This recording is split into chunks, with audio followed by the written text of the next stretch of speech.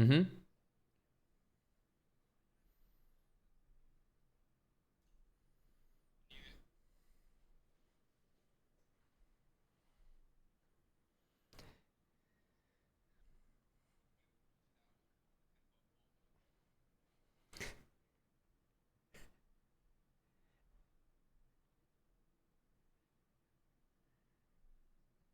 Yeah, absolutely, Sam. Um, Interesting to note that Salty himself probably has the most experience with a 10-foot pole, so I think he'll be maintaining a safe distance here. Salty, I believe that this is dedicated to you, and this is of course from none other than your opponent here. So, yeah, let's just go ahead and see if we can take a listen here. I believe you guys are going to need the stream up, so I want to give the stream the highest quality. This is going to be an improvement from a previous Wildhacks demonstration.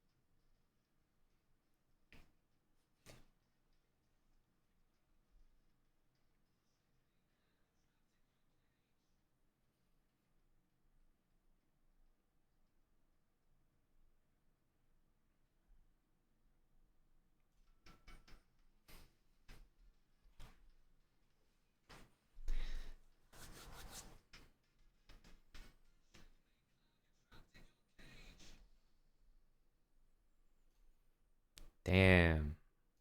Just just a great song.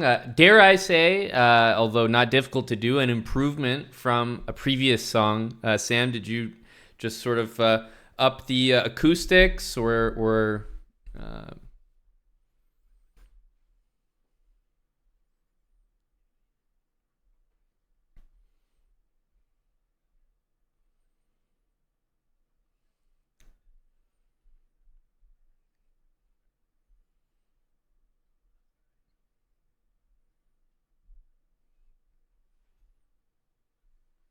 okay?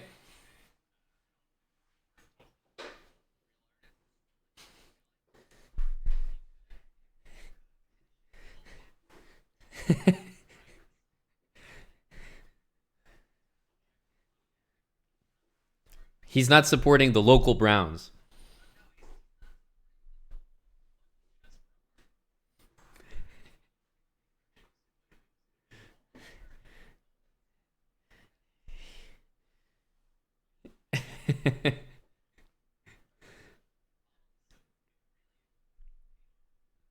Hmm. Yeah, an understandable stance, mannered monkey. It just goes to show that the little guys aren't being recognized here from Wildhacks. Salty. I mean, first reactions after listening to that. I mean, what do you have to say after listening to what Wildhacks just put together for you?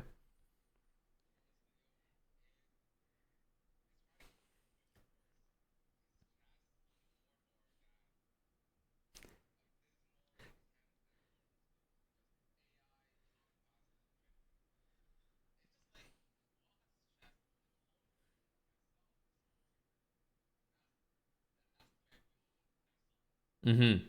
Right. So, not intimidated at all. Got it.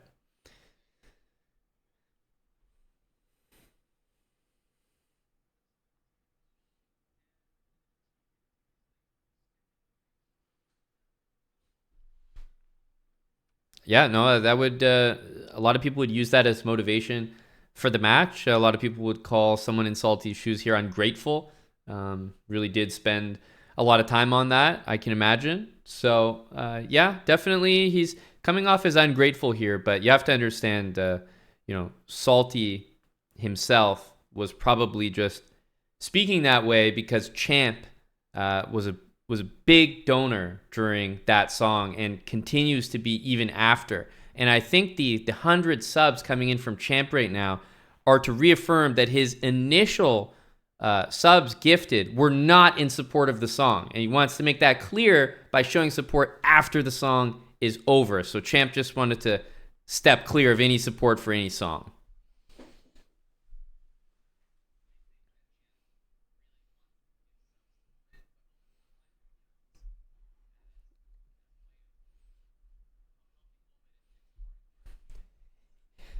Thank you very much, Champ, for doing that for myself and Omid.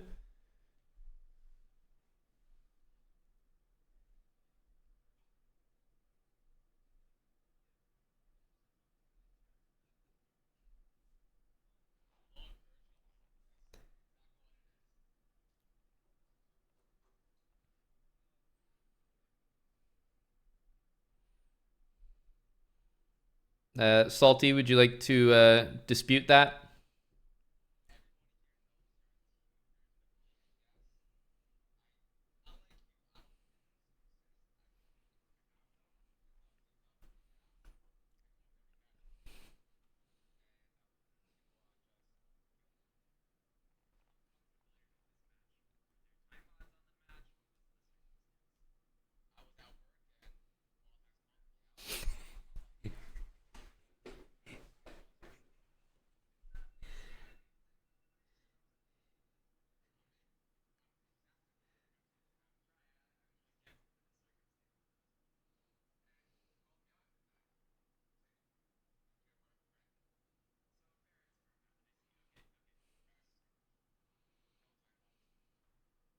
And Gory is confirming that he was at work.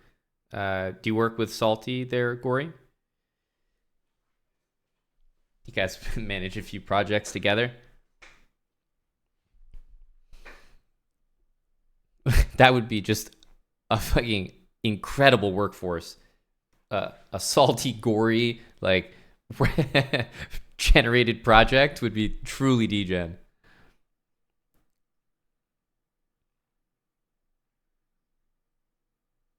It's true. Yeah, like I could see him just being a part-time worker at wherever Salty works, and then also like owning like a boat in LA, somehow making it work.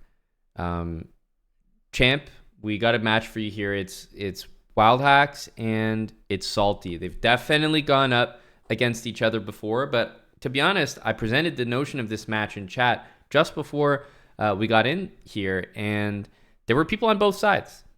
They really were. It wasn't like, oh, what's the point of hosting that? Just going to be a stomp here and there. Different people had very strong but different opinions on who was going to win. It is a blitz match. Salty, you prepared for this blitz match by playing a shit ton of bullet. Any thoughts there? Are you expecting Wild Hacks to maybe be out to flag you? Is that something you're gonna look to use to your advantage in this match here? Why the bullet warm up for a blitz match?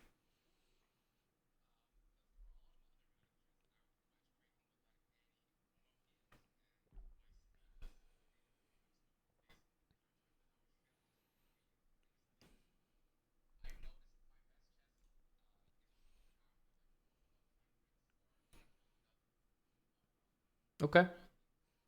Okay. Fair. Well, that was the warm up. The guy put like 100 bullet games up right before this match. And we know what Wildhacks was doing in preparation for the match. We just listened to it. So there you have it. It is going to be our classic Blitz format. It's first to six. It's 3-0. And we've never had a tied match in the history of the channel. So we'll cross that bridge if we get there at 6-6. But there's no win by 2. 6-5 will be a win. And that's pretty much all I've got. This is a match we were thinking of hosting last week. Cams couldn't be on. The cams are on now, as usual, because especially we've got Mannered Monkey here.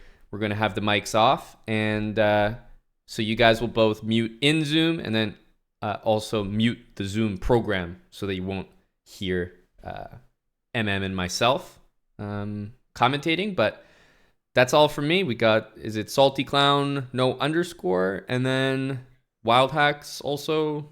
That's it, just Wildhacks, right? Okay.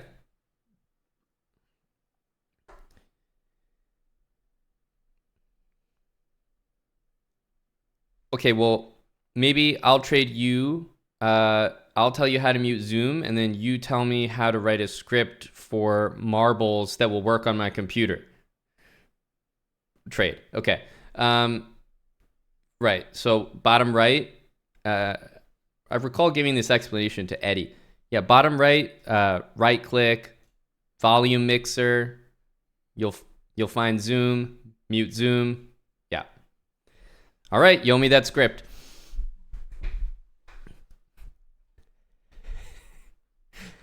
All right.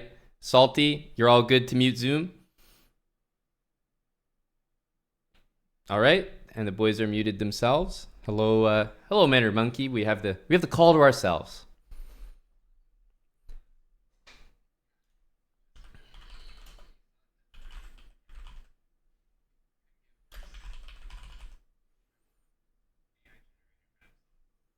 Yep, absolutely.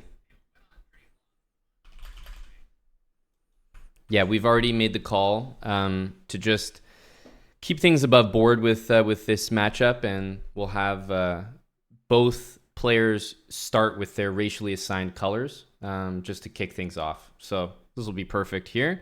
Good luck to the competitors. All right.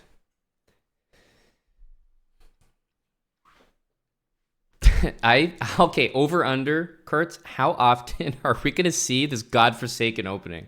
Because they both play it.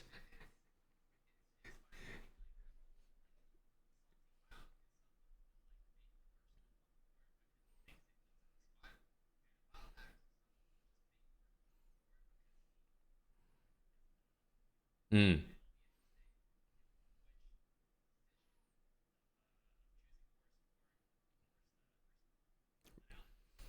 right. So we can count on the worst move, just rather the nature of how it will be delivered is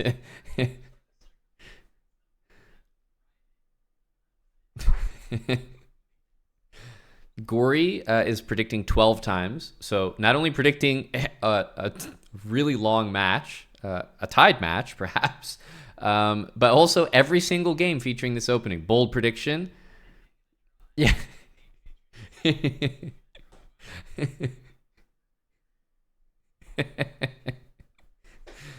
Yeah, shocking there. Okay, we have well, basically I see Salty's down a piece, so I'm inclined to say that things have gone as expected or as planned for Salty. He's down a piece, he's threatening absolutely nothing, but his average score here is 50%.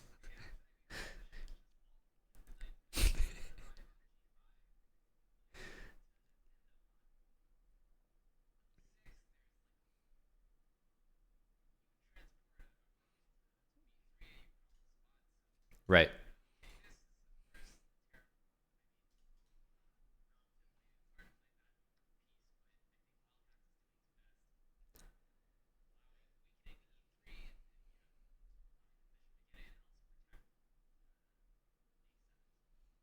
That's right. Yeah, this is a good defensive move as well. I could see like rook e1 and maybe f4 from Salty, f4 and h4. And although down a full piece, I think the more important thing is, can Wildhacks force some trades? And I don't see that he can. And can he force any pieces being exchanged? I also don't think he can. So in terms of just the initiative and the feel of the position, Salty's probably happy.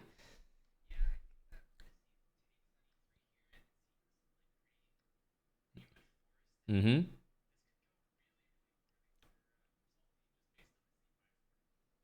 And I think that move right now is very reasonable. Yeah, knight c5. That ties the queen down because queen b6 I would consider, but I said I would consider. I don't. I think that move doesn't exist to Salty there.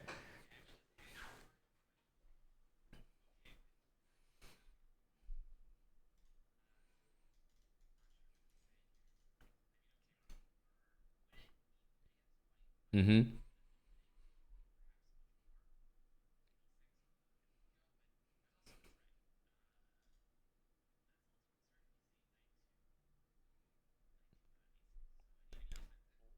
Yep.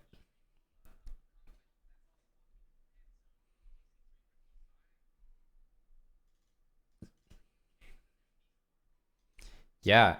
Here, I think pawn to e2 immediately stands out to me as pinning that knight and maybe all of this other. Ooh, can you take it? Queen takes d5 was a nasty shot there. I think that would have wrapped the game up, but knight a4 instead.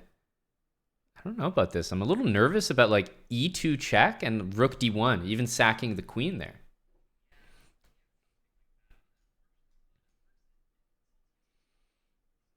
Yeah, that'll probably wrap this game up. That'll probably wrap the game up here. Unfortunately, you can't really struggle after that because you don't have any threats.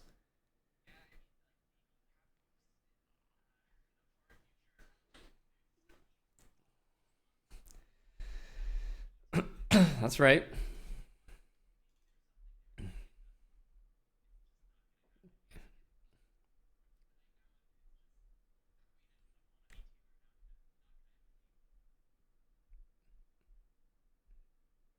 I think he kind of realized, oh, I need other pieces on the board. Like e2 is great, but I think he could have thrown that move in earlier. And honestly, Kurtz, despite being down like a piece and then down two pieces for the rook, he still could have won the game. So it was not clean by Wildhacks at all.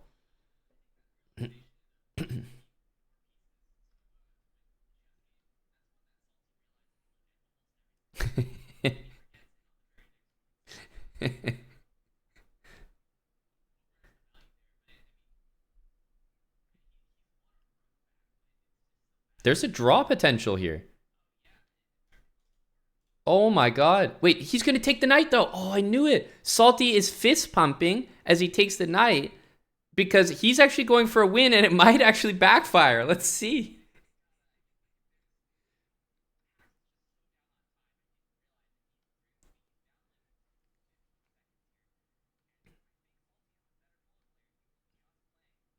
Exactly.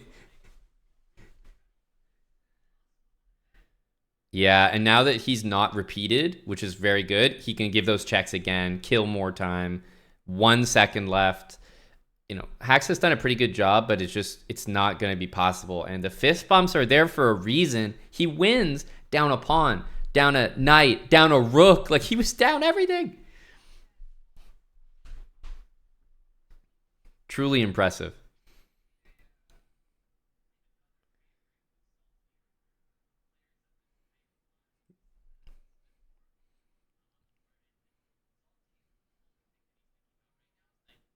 That's right.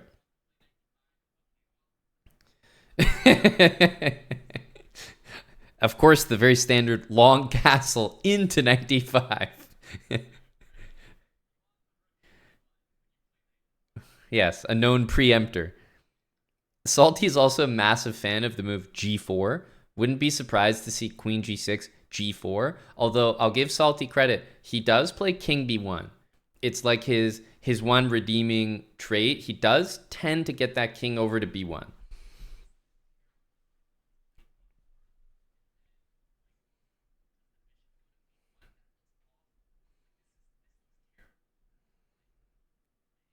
Now, view this through the lens of Salty Clown.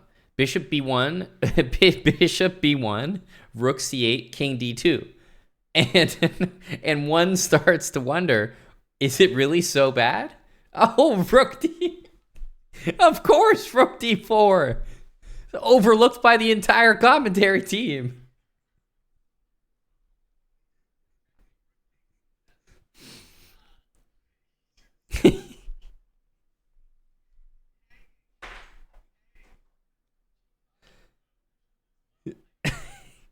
Really, the whole house comes crumbling down here. And when the dust settles, he's going to be left with an e4 pawn as the most threatening piece remaining.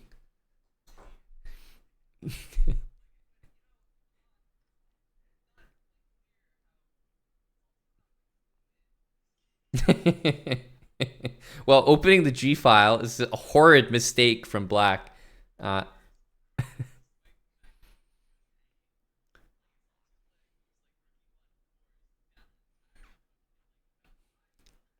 just absolutely incredible scenes here as knight d4 is played, and Salty's nodding his head as though he fails basic arithmetic. Like, his head is bobbing up and down like Hikaru, like on his way to win Arena Kings.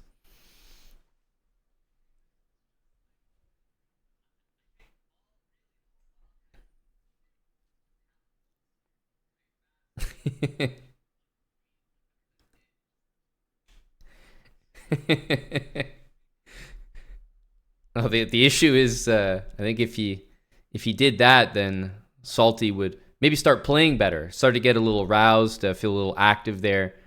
The B3 credits Salty to his, dare I say, first threat of the match.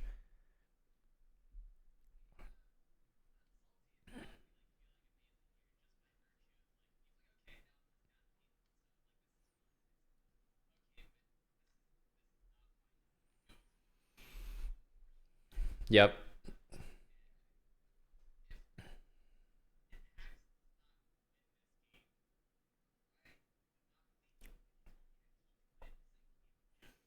Right.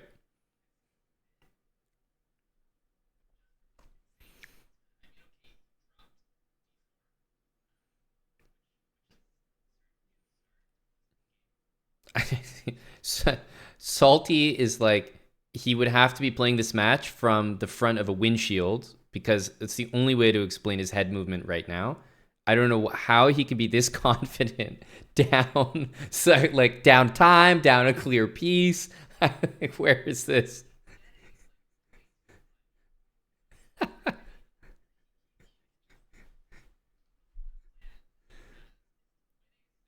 Yeah.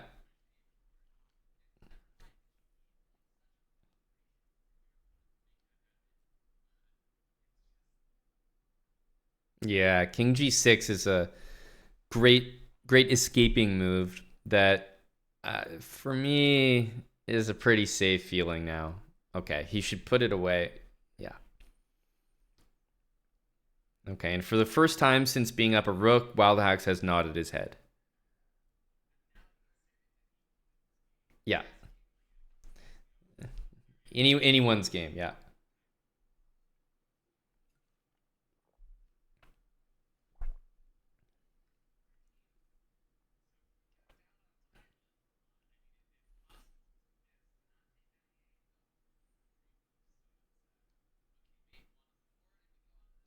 Wow.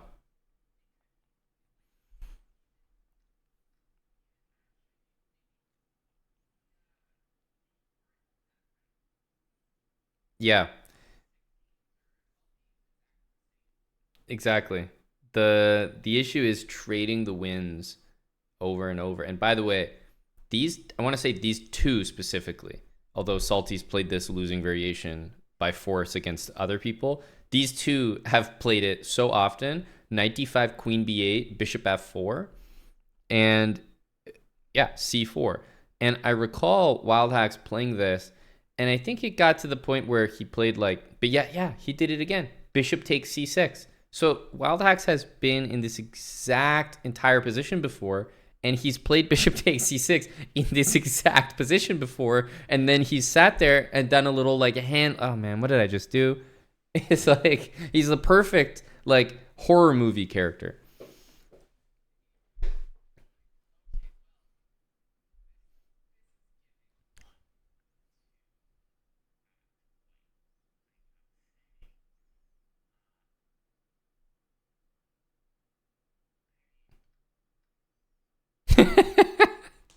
What? His queen takes p7. No, but what kind of follow up is this? From like 5 moves ago to now, you could never have predicted that this would happen.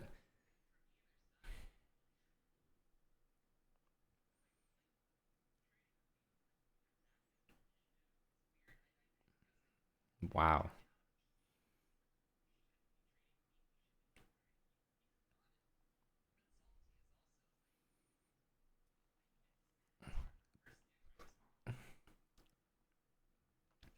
I think it's it's the best that you could ever hope for from that position for Salty. And so that could give him some confidence. It depends if he knows he was worse.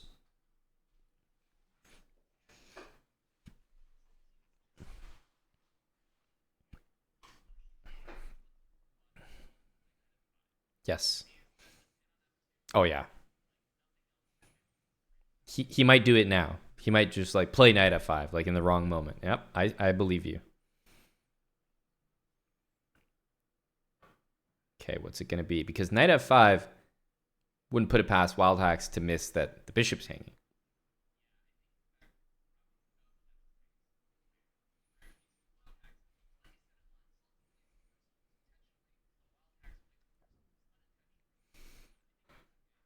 Mm-hmm.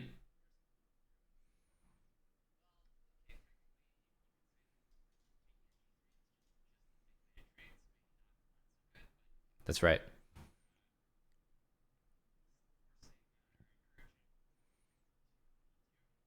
Mm-hmm.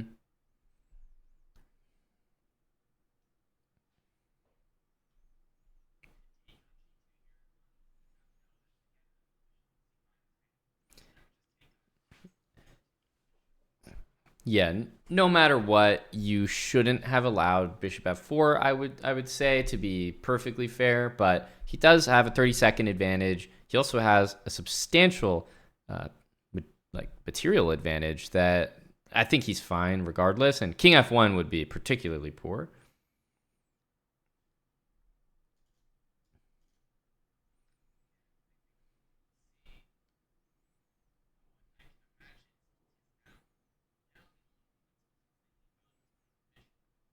Mm-hmm.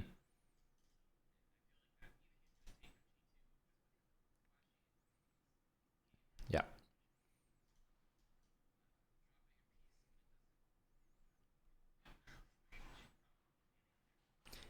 Yeah, the thing is, I'm willing to bet that Salty doesn't see the mate, so rook takes f7 could have worked.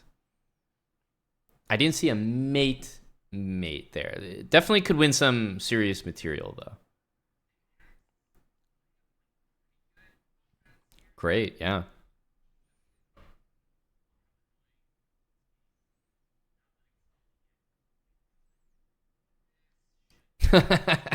He lost two pieces. It's check.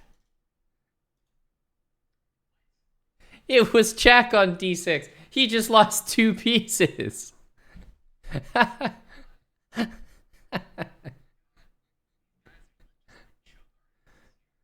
And he might still win.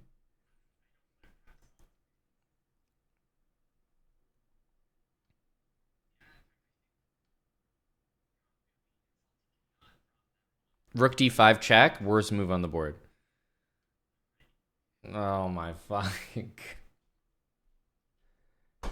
crazy move.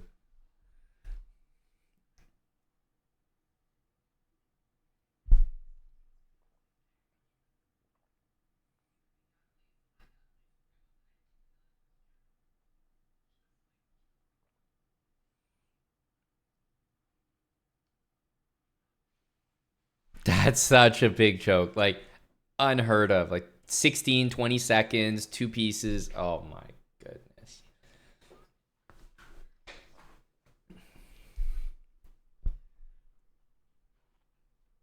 That's right. That's right. Salty Castle and Kingside, which is actually unheard of.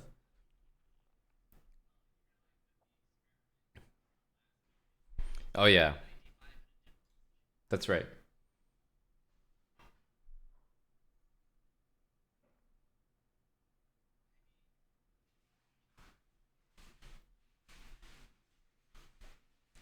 Okay, there's the capture. It's like, at what point do you call it out? He decides because he's castle that he'll call it out. But I think D6 almost makes you regret. Uh huh.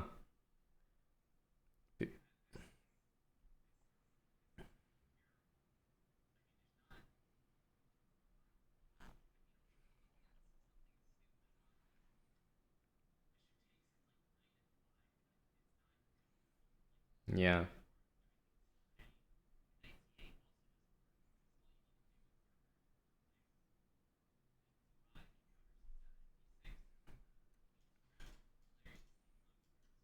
I was gonna say though, bishop takes D8 and takes A5 just wins all in all those variations. So you didn't even have a knight move. So this is just a stomp. Oh my goodness. Just hand salty the holy grail for this game. Bishop B4, the finesse is beautiful.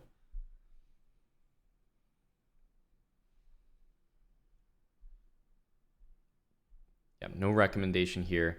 You either have to be like what you want to be is down the exchange, but I don't see a way to achieve that. So you actually have to be down a full piece, and yeah,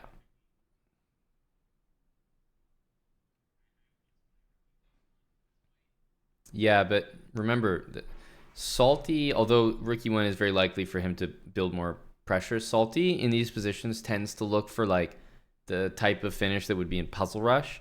So we might see like Rook takes F7 from him soon. Yeah,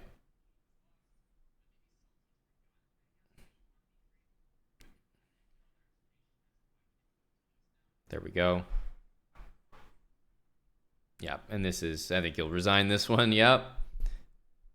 Okay, it's 2-2, and I mean, this is not the type of 2-2 where I even have a conclusion to draw. I can only say that the match has been so lopsided in terms of throws that I guess 2-2 somehow is fair.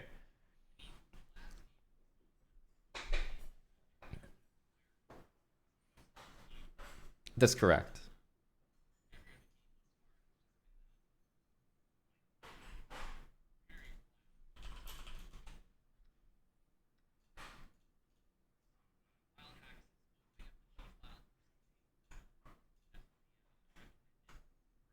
Mm-hmm.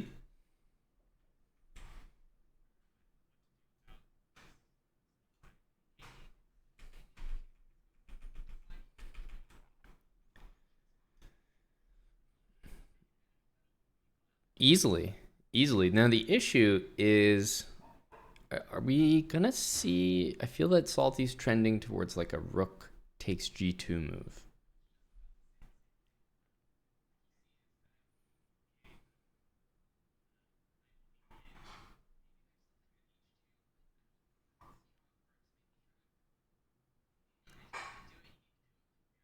Yep. Wow. Salty is bringing all the energy out for this move.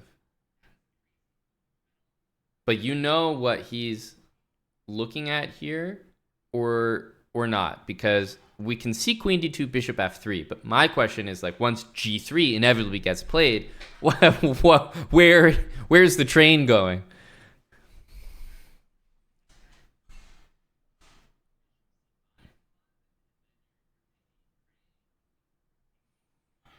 That's correct.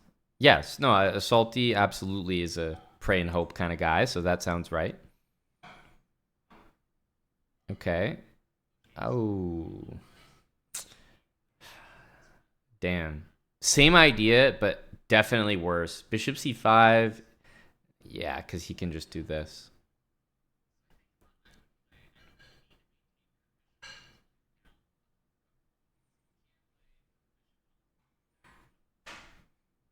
Yep.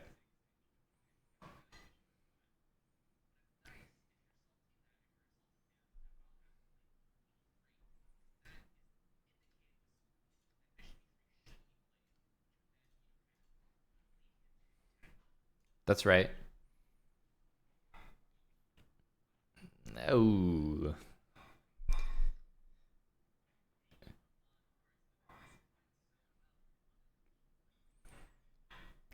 Yeah.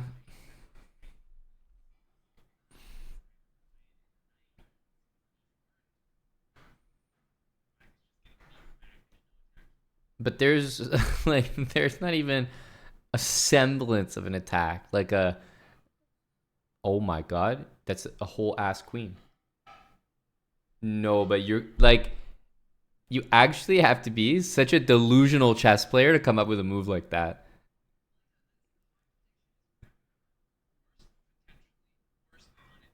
That's so bad.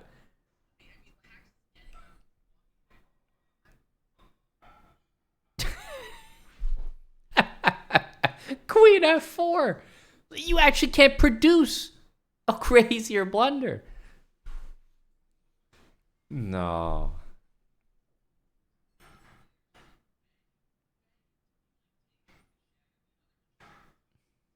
Yes. Sorry, occupied. I can't believe that blunder.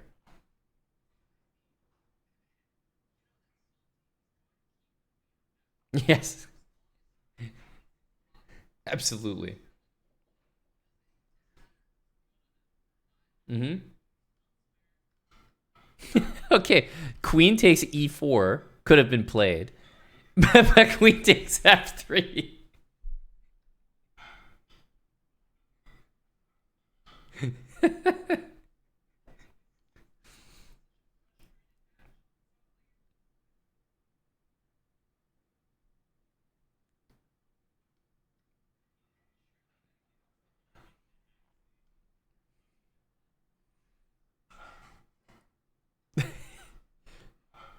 We just got our first Hansen smack. I believe the camera took a turn for the ceiling there.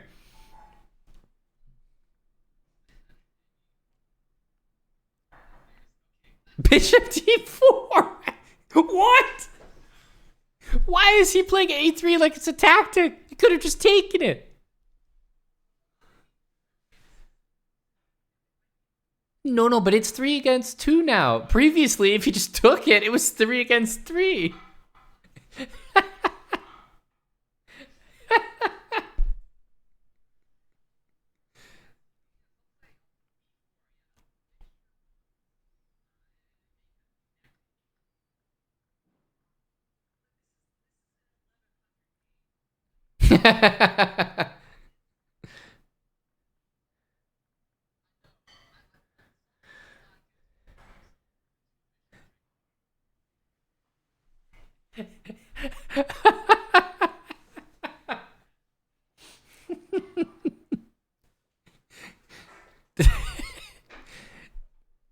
Oh my god, this is like the equivalent of going on a date and then, the guy shows up to the date like 300 pounds heavier than his photos, but he opens the door for you. And it's like, no, it doesn't, it's not equitable.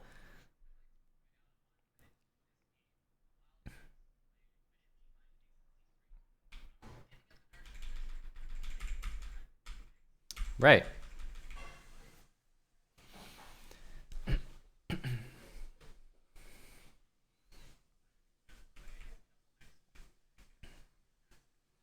So this is actually an area where Salty's going to thrive.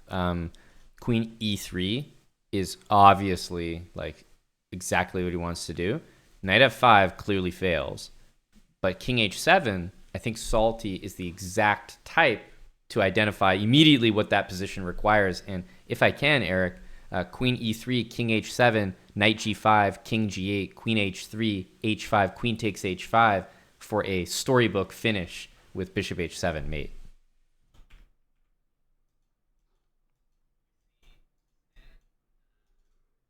Okay, yeah. We see instead knight f5, which loses immediately, but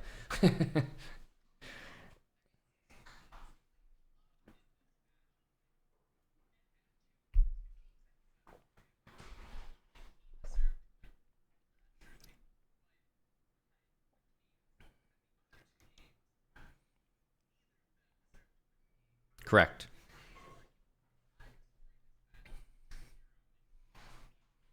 Right, just void.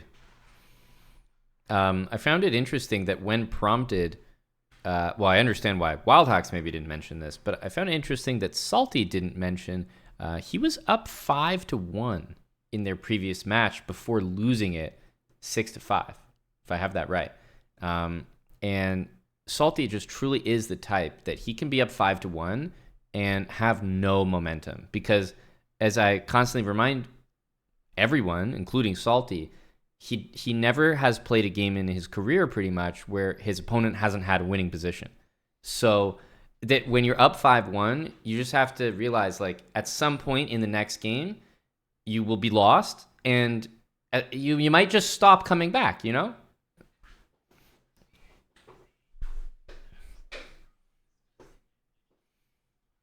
Yep.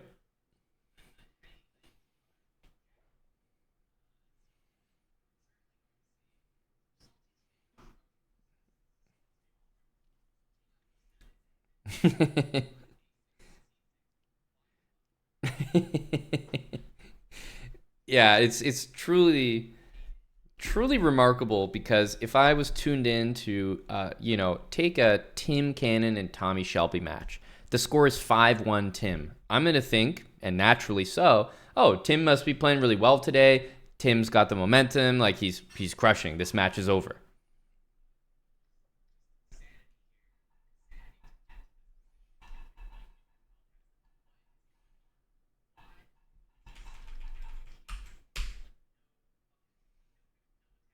So after King B6, inexplicable how this, I don't even know what to call him. Like, did not take on D1, did not take on A6 for nearly forced mate. Instead, he's actually down material.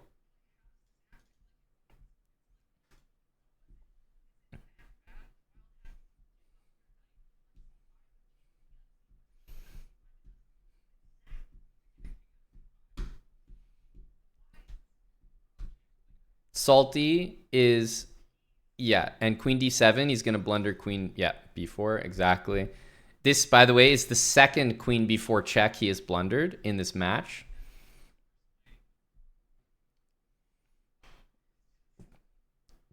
Kurtz is going to have a conniption by the end of this.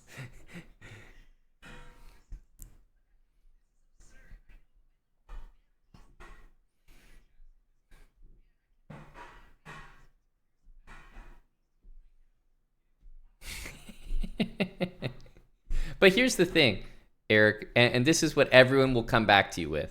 Why is Bam Deezy not 1900?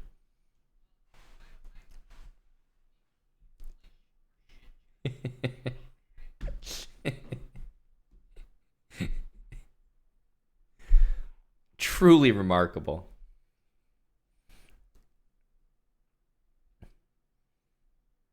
I can't believe that Wildhacks allowed it to, it's such a beautiful thing that they are not privy to the eval bar because their confidence is probably at an all-time high. Like when the eval bar is swinging up and down, in their head, it's swinging up for them only.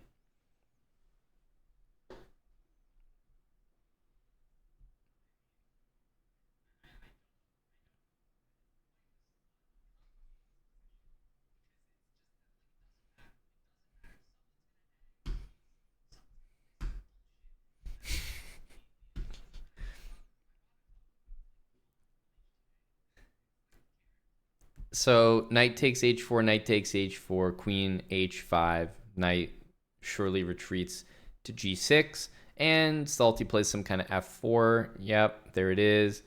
And and here we are.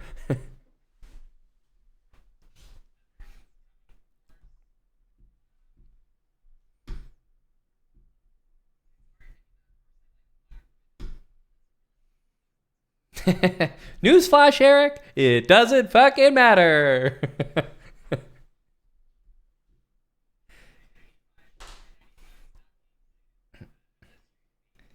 Okay, Salty wants to play f6, so Q, bishop h4, and f6.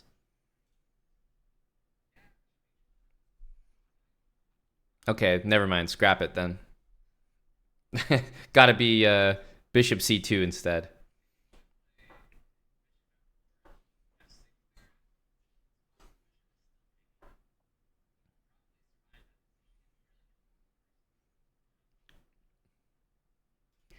Yeah, like I said, no, he was considering bishop h4, but it was looking too good, too promising. Had to fall back on bishop c2.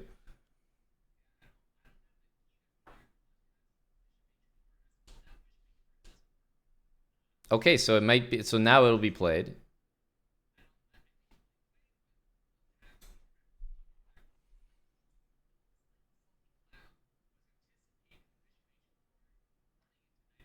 Oh, good point. Yeah, good point. He must have noticed that. So queen f6, queen b6 seem like potentials. f6 I do like more just as a defensive minded move, hitting f5.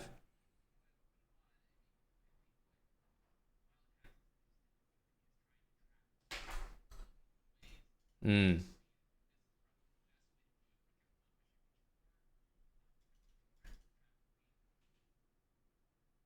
Okay, so rook f1 played. Maybe h6 now to facilitate the queen trap. That would be a great end. Oh. I like that Salty immediately took that. You know, that's a good badge for Salty to wear because he tends to run away from, like, look, it was forced there, but he tends to like run away from awful trades for his opponents because it's a trade. And here it's like, no, just take that. What the hell kind of garbage is queen h6?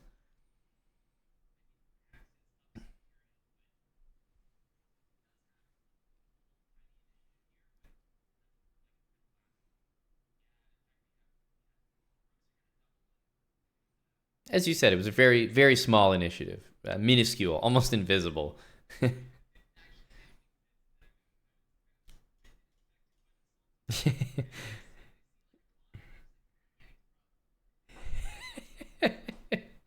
It's amazing how it works that way.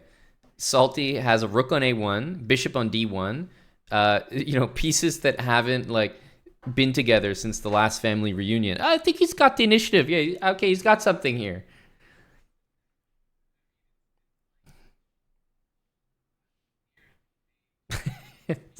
Has to be. There has to be.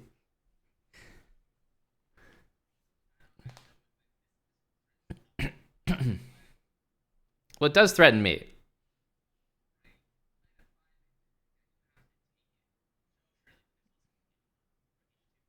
Mm-hmm.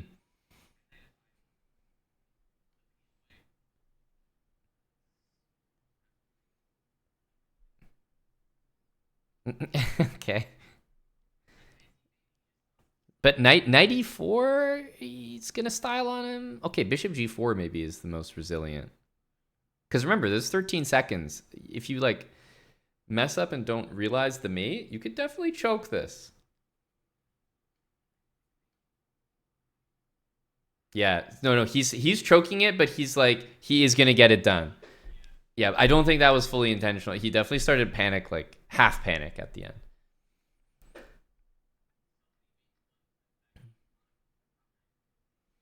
Mm-hmm. Yeah, you were looking for better. Okay. So is Salty? I'm actually gonna verify this very quickly. Just want to verify whether Salty has won a game. Okay, so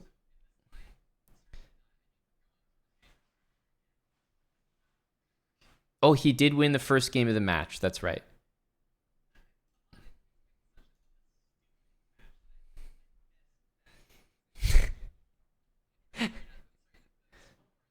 That's right. 4-4. Mm-hmm. Okay, so bishop a4, b5, pawn. Yeah, pawn takes b5. I've seen wild hacks in this position. Pawn takes on b5 is his top choice until now. So this is a huge moment for wild hacks' chess.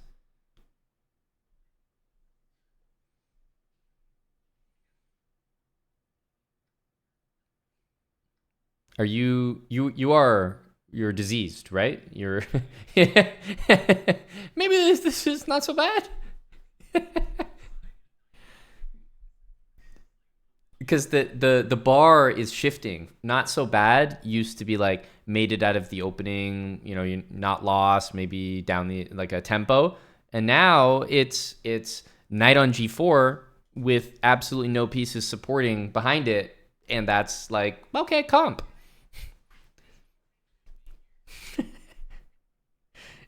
H5, surely H5.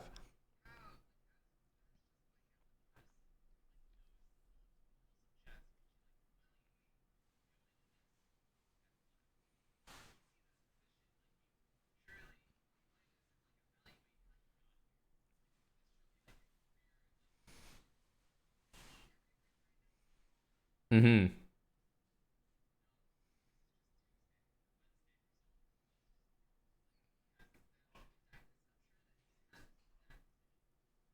Right.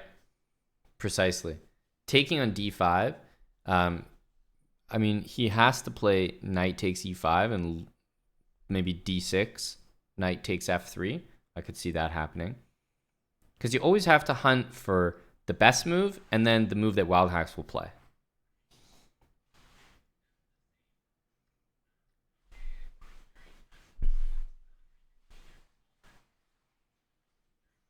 Mm-hmm.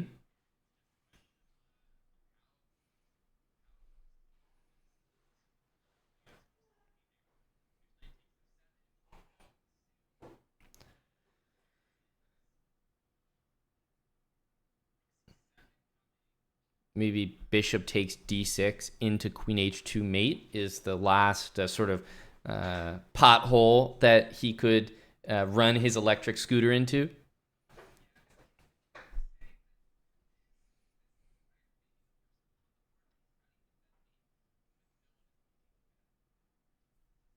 Mm-hmm.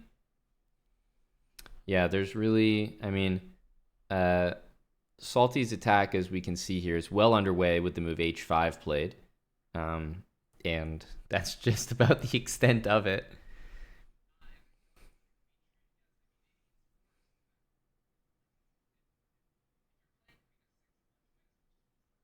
Mm-hmm.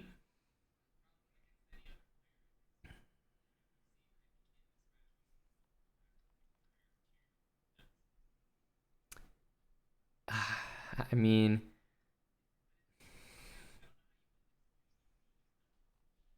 well, in particular, knight f7 back would have just ended the game immediately. But instead, he's got knight c6, which is definitely on the more awkward side.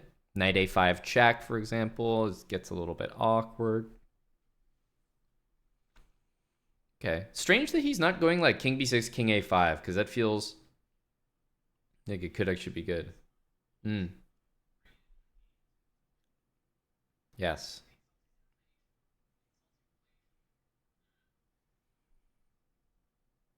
It must be nice to know that every game you play, your opponent is going to waste a full move by playing h3 and attacking your knight on g4.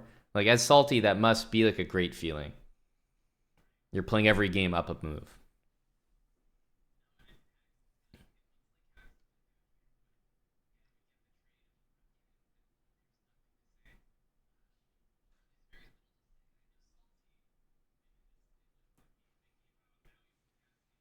Oh, rook c5. Rook c5 can happen.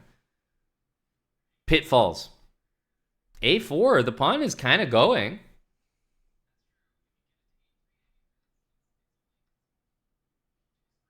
Mm-hmm. Because the king is going to start journeying up, and Wildhacks is going to misposition his knight, most likely. So, It's pretty decent. Pretty decent.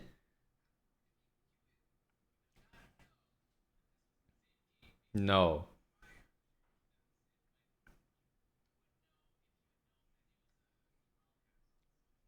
that's correct. Truly, to win the game in that fashion by a margin of 7.5 seconds, I mean, you could assign a loss to that and no one would, debate you.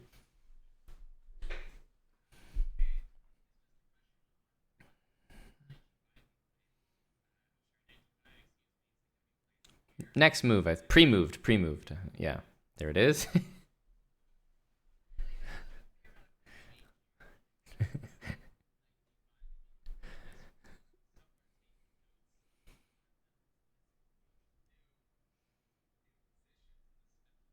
Mm-hmm.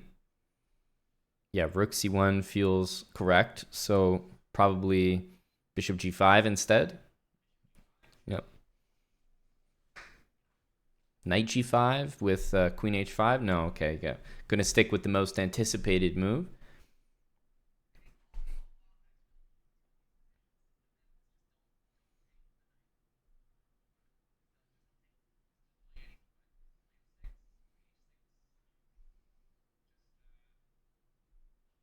Okay, so I think we'll see e takes d5.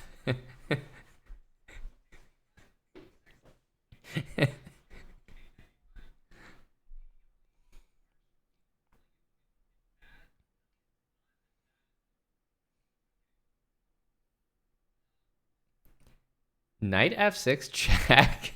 Actually, a very, very good move. Actually think Salty's gonna play Queen H5. This is the equivalent of like a broken clock being right twice a day. This is you're actually looking at it.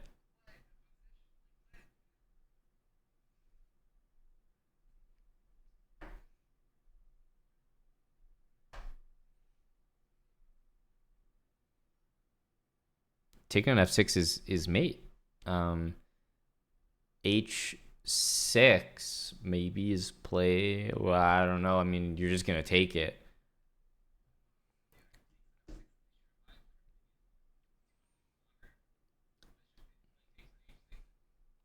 The good thing about h6 is that Salty will want to play queen takes f7. So h6 from a man to man point of view could be the move.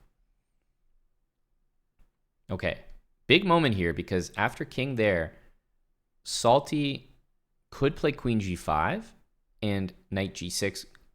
You're kind of stuck. You have to take the queen. That's not actually a winning method. I mean, you have a lot of work to do, in my opinion, after that.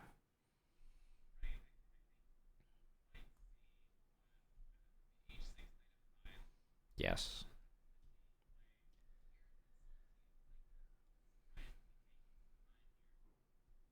He seems upset.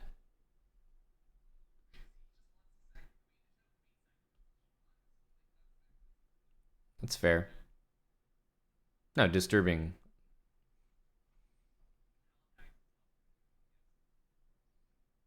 Okay. He actually does produce the best move here, which credit to him. So knight f5 will need to be played. And then from there, if pawn takes, queen takes f6, I think is the only way to keep breathing here.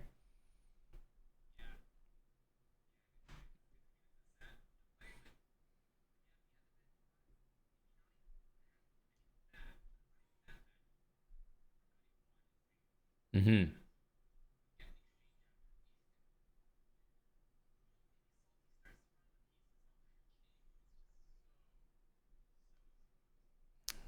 Credit to Salty for a very nice finish that did not involve a conversion phase of the game. Salty excels when he just eliminates the conversion part. Amazingly, Salty is a win away, but what is he going to change? Because every time he's walked into this line, he's literally been thumping his head against the brick wall. It's not.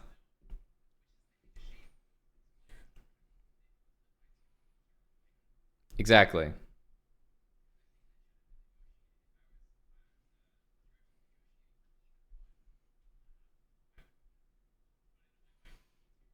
Yeah, when you think about it, the unfortunate reality is Salty Clown is guaranteed 6 losses from this line. So if he starts with this,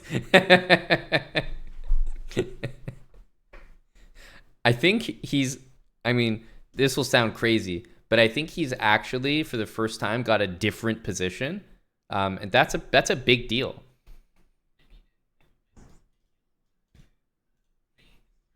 Knight takes e4, knight d4, Eric. That is a salty special. I can guarantee you it's hovered right now. Hovered.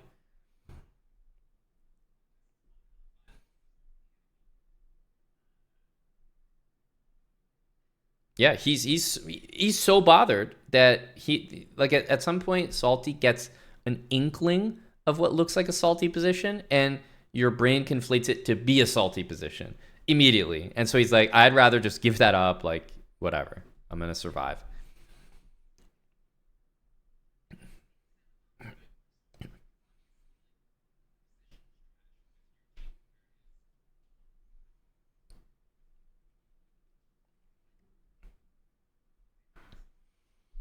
And you need to be so careful of, queen f4. That's a queen trade.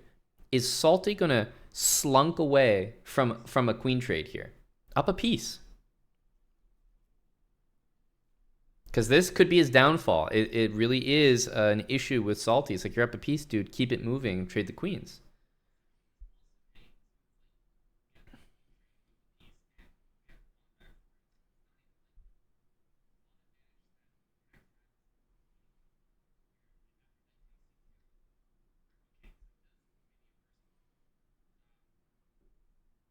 It's a mature move. Taking the bishop. Yeah, I think he's playing phenomenally.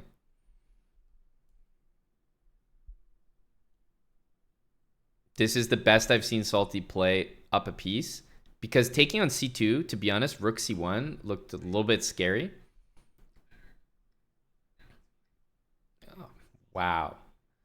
Wow. Going for trades? I mean, this Salty is unrecognizable.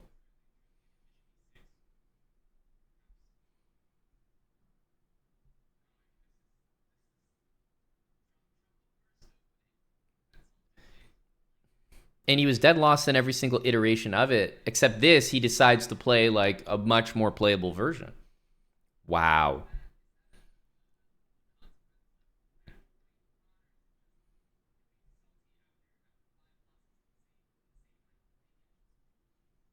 I think the latter, but what's interesting is he'll probably revert to its original formation after the match is over. This might not be a permanent change. Look at the time, 30 seconds. I mean, he's just getting this is match point. Is it possible to even fathom from your perspective that Wildhacks is actually going to lose this match after essentially being like ridiculed by Salty's opening choices?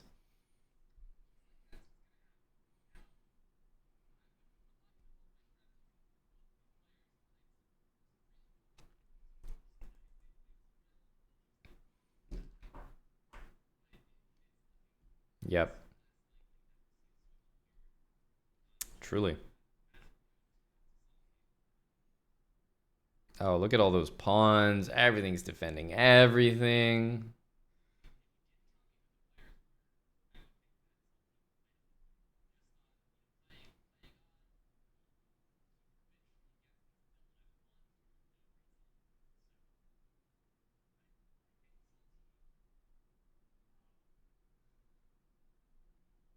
Yeah, I mean, the time is there. It's not happening. Well, you know what he should have done? Rook c2, king g3.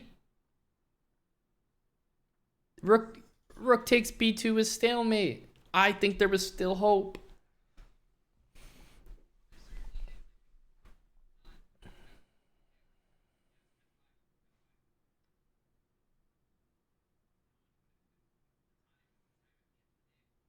Wow, Salty actually just got away with cold-blooded murder as he wins the match 6-5.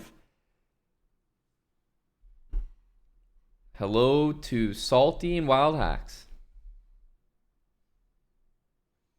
Oh my goodness. I mean, it felt like the whole match we were just sitting back and watching Salty run his head against the wall playing this line with the black pieces, and it never worked until clutch. Clutch time at the end when you needed a win.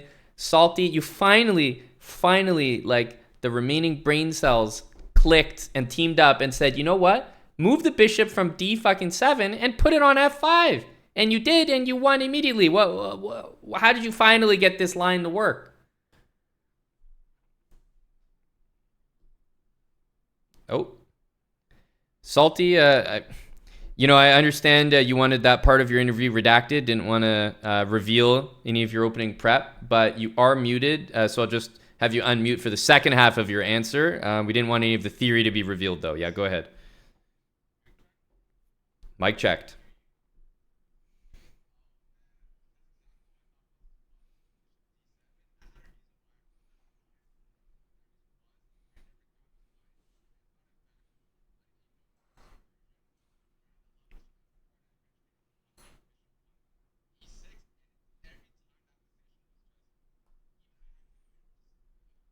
Yep.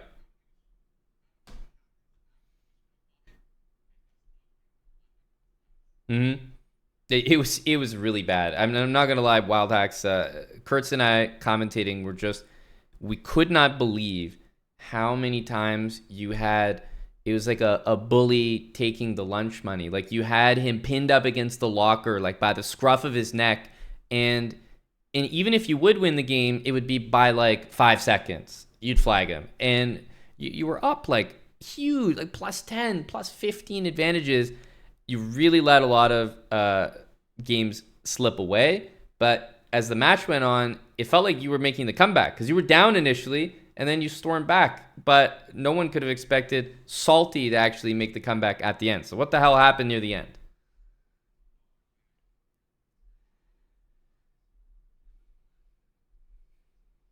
Yep.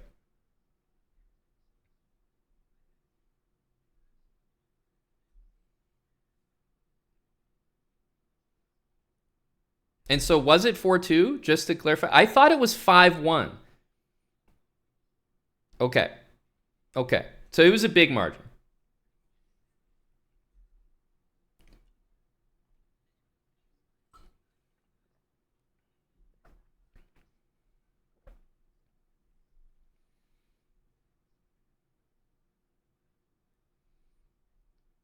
Yep. Yep.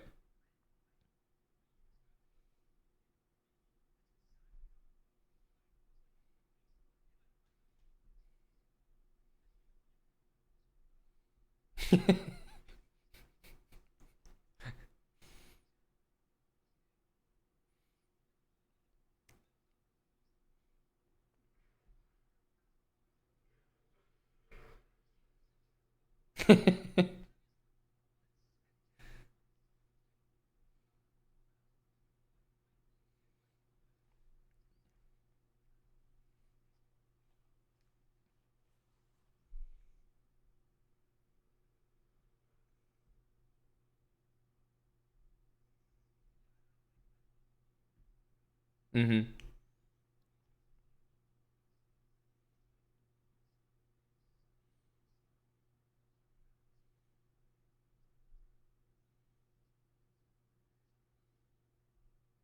Oh, Queen F4. Yes.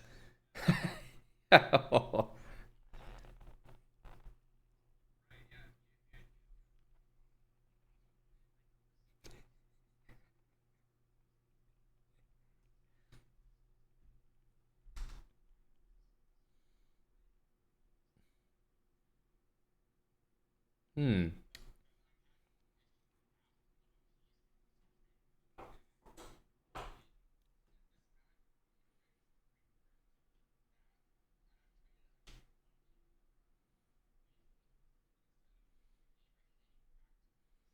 Yep.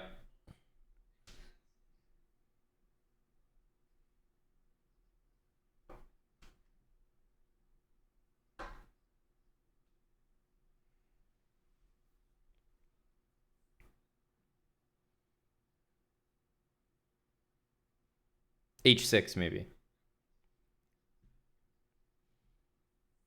I think also in that particular moment, white queen on h5, black queen on h6, he didn't have another square for the queen, so it was actually forced.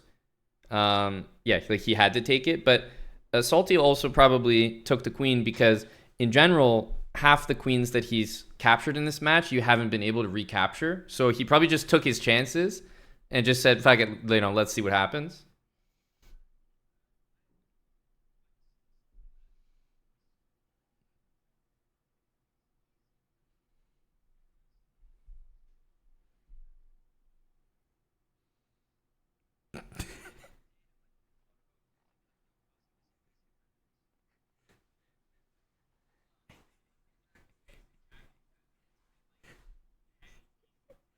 There were a lot of hanging pieces.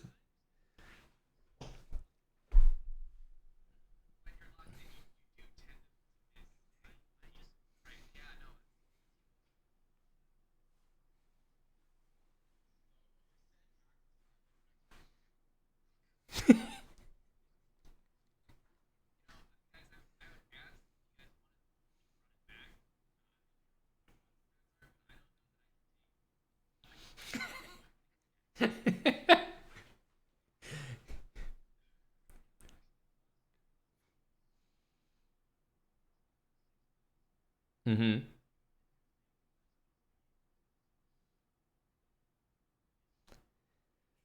So for the clarification of the people, you lost this match 6-5, but you were killing him. You won the last match 6-5. I assume you were also killing him, or okay, got it. Okay,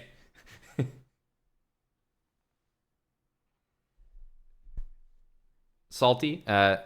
Would you like to comment? Do you feel like you were getting killed in these matches? Because I mean, in both matches, honestly, you were up. Let's say 4-1, 4-2, and just your chess for sure has that momentum built in. Where if you're up like 5-0, it's not like you're in significant form because the very next game you'll be sacking your queen for two pieces and you could be losing it, and that's just how you play. So, I think a 3-4 game lead for you is a little bit different than someone else. So when you're up 3-4 games, does it feel like you're crushing him at that moment, or you not? You don't feel that way. You still feel like every game is like still pretty significant.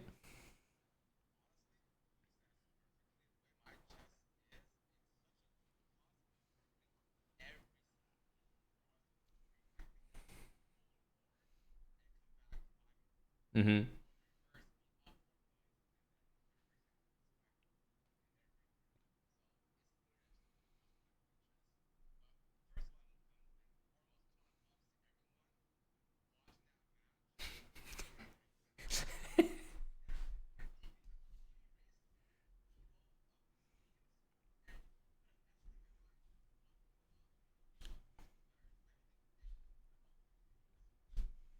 That's fair.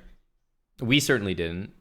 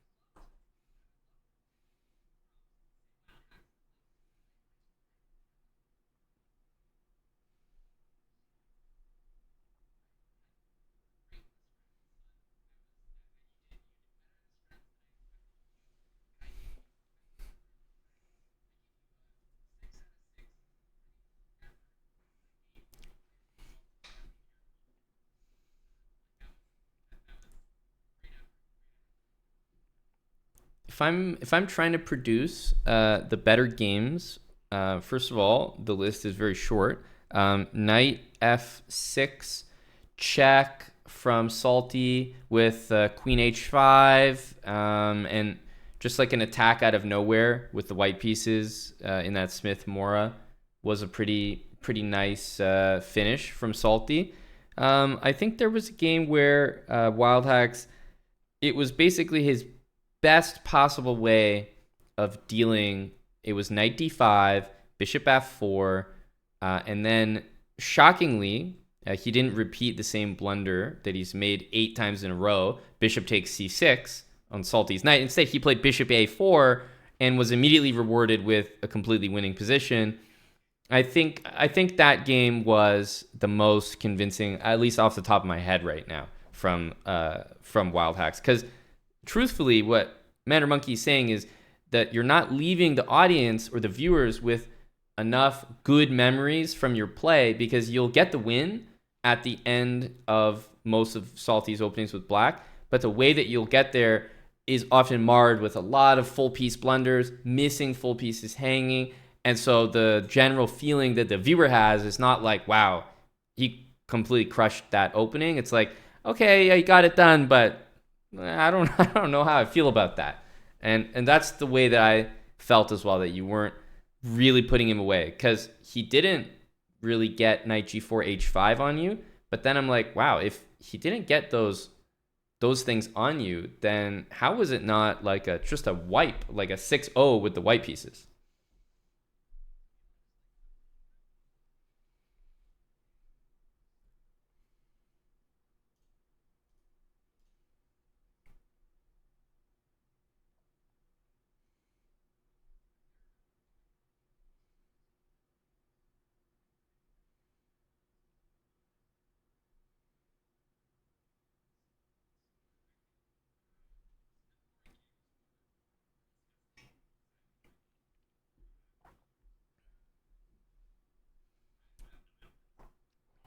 I think 97 is fine.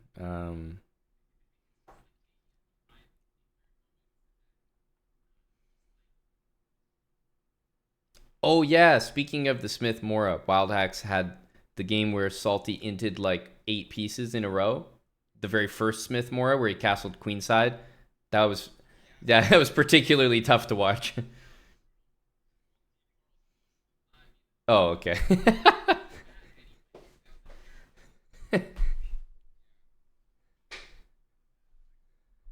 Yeah, yeah. It's definitely been a saga. I think the main question is like, it feels like Salty is kind of like a magician, that the longer you play him, the more the magic trick gets revealed.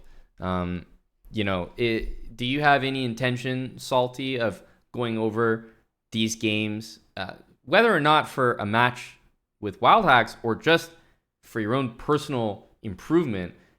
Because you these openings you're walking into, especially with the black pieces, I would say that one line like 95 bishop f4, it's just murdering you, and to the point where even you're like, I'll sack my queen for 2 pieces, but like this is a step too far.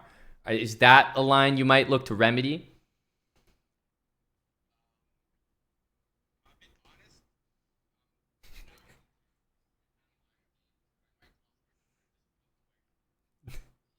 That's fair. That's fair.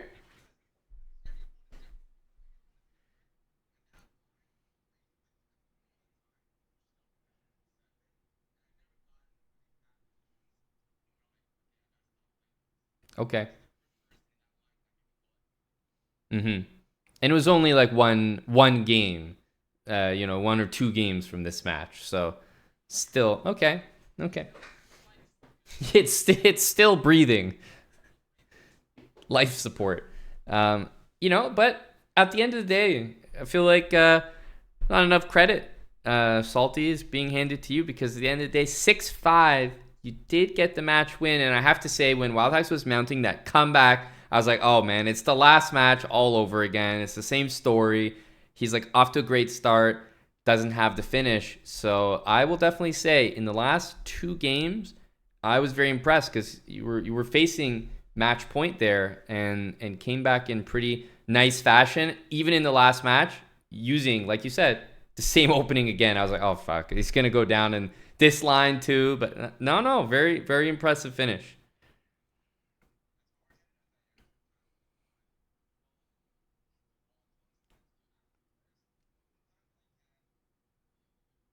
Mm-hmm.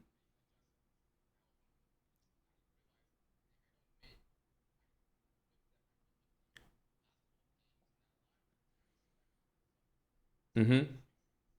Yep, that's correct.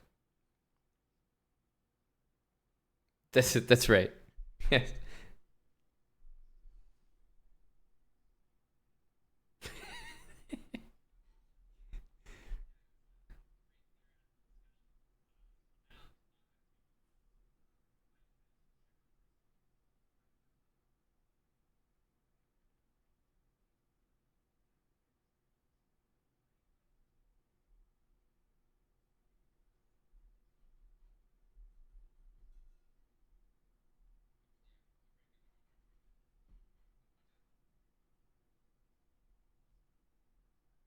Mm-hmm.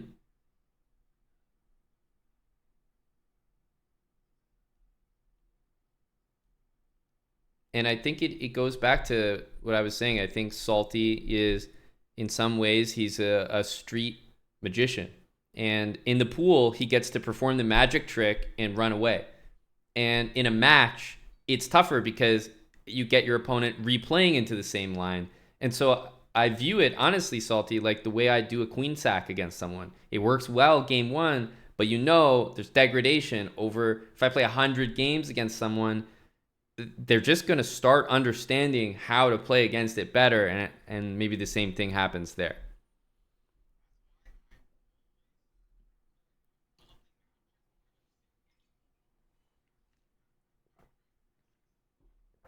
Yep. Yep. That's true. It's true.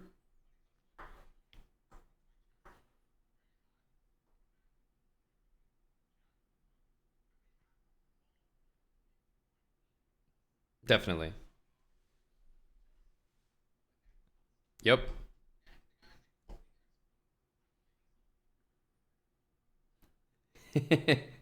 Well, I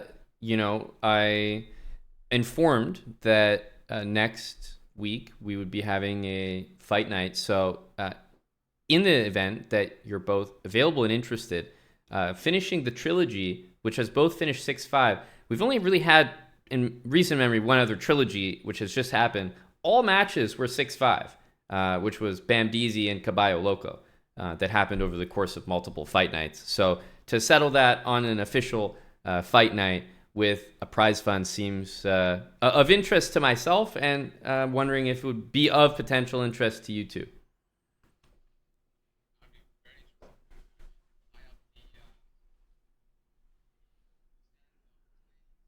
Mm-hmm.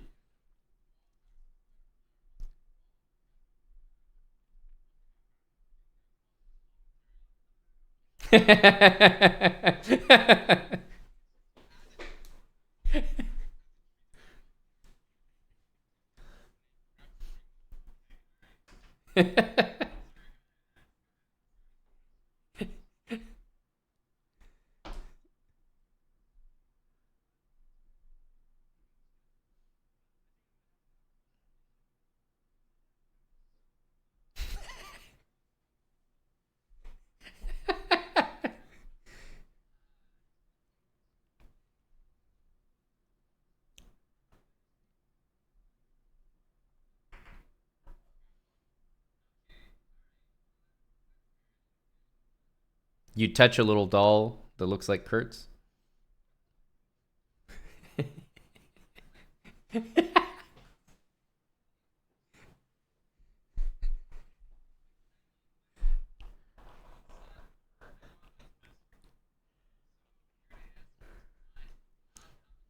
Son to father.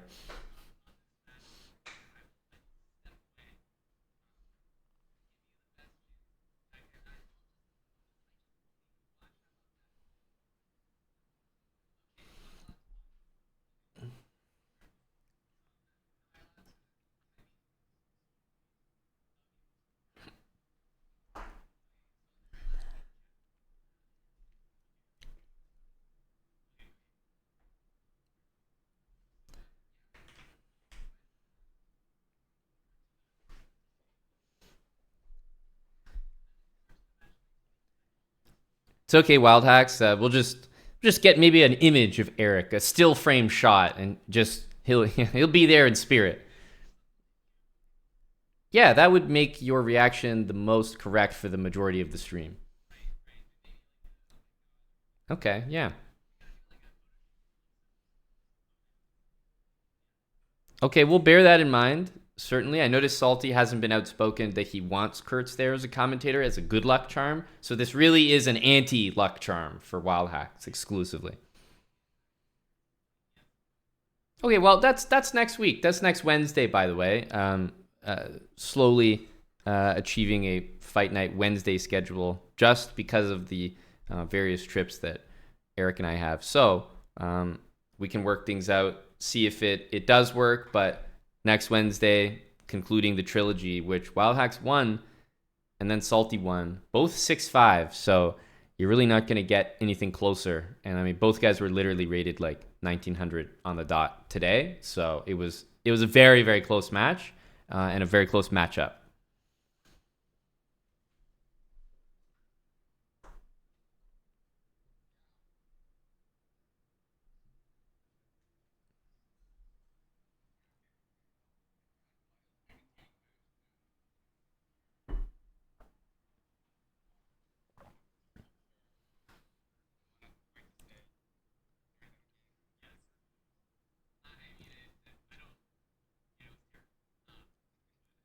We were like, I think we were just talking about Salty's openings, and we were just so like couldn't believe that Wildhacks wasn't winning. And then as we were like, these openings are just insane. I don't know how these positions. And we looked at the score, and it was like 5-5. And I said, what the fuck? Salty's about to win as well. What the hell happened?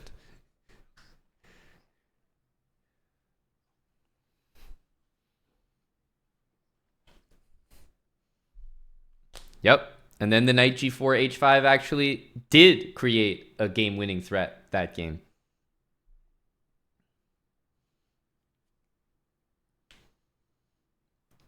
Things to improve for next match.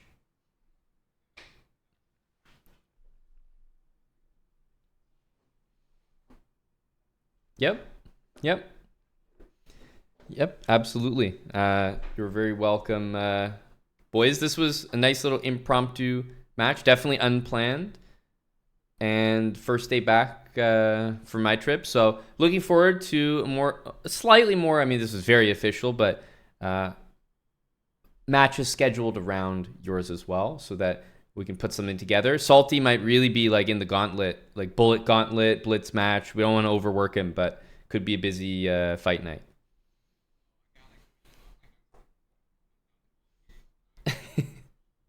That's true.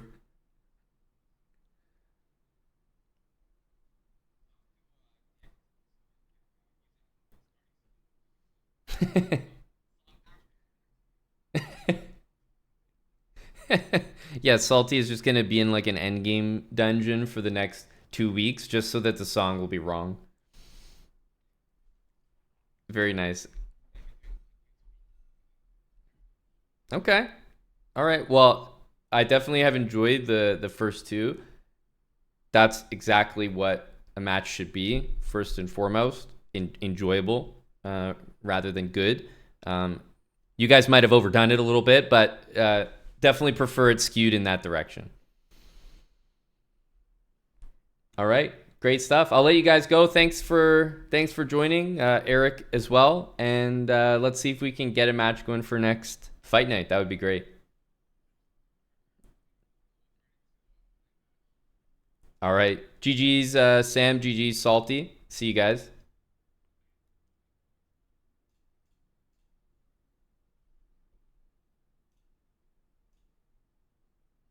GG. Go fighters.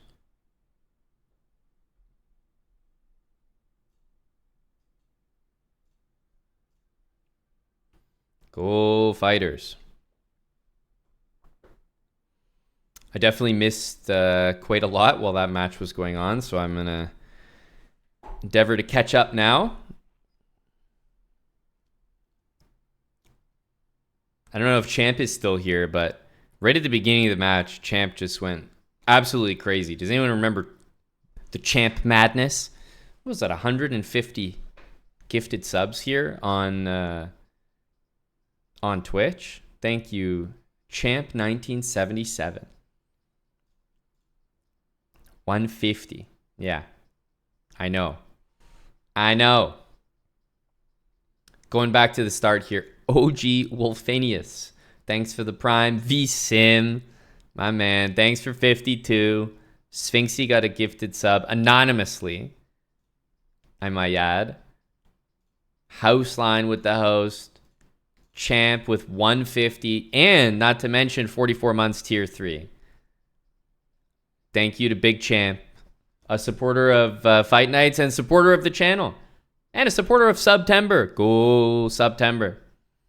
Fractal Dust, thanks for 39. Walk It, 27 with Prime. Curious Chimpanzee, 39 as well. The Wonder McBlunder says, go salty, BBC chess incoming. 100 bits. He's got something to cheer about now. Rap Frank, great to see you. 52 months. Thank you, Rap Frank. Tarnish Slayer, thanks for gifting a sub. Jokingson, brand new Prime sub. Braden to the max, thanks for 10 with Prime. Elliot Alderson Chess, thank you for the raid. Very kind. Get a shout out here as well. Pretty sure I see Elliot all the time in the Blitz pool. We never end up playing, but he's got a very high rating. Elliot, how do you spell it? There we go. Nice shout out there. Thanks a lot, Elliot. Dave, what's a stream without Dave? Kinda Young Dave, 10 subs. Thank you very much, Dave. Chess Dude Guy, 80 months. Back home again. You too, or were you talking about me? Because yes, I got back yesterday. Sleazy McCheesy, 75. Thank you, Sleazy. BBC Chess always prevails. The Wonder McBlunder. Very happy to see Salty's performance. Yeah, it was a good one, Wildhacks. I mean, 6-5, like I said. Entertainment at an all-time high. Go Salty, go Sam. Would love to settle it next week. That would be fantastic. Next Wednesday. Sistadal, 51 months, tier 3. Thank you, Sistadal. A big tier 3 from Norway. And coming up to a year, just a month shy. Thank you very much, Tina Palooza, for 11 months. Any Elias sighting? Actually, I will be making an Elias sighting when I'm on my next trip. We are going to make an in-person sighting. I traveled to Japan for a wedding. I'm taking one more trip for a wedding. We will be sighting Elias there.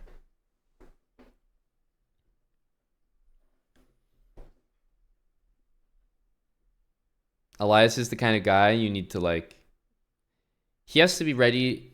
No, other way around. You have to be ready to play in within an hour of Elias finally being ready to play.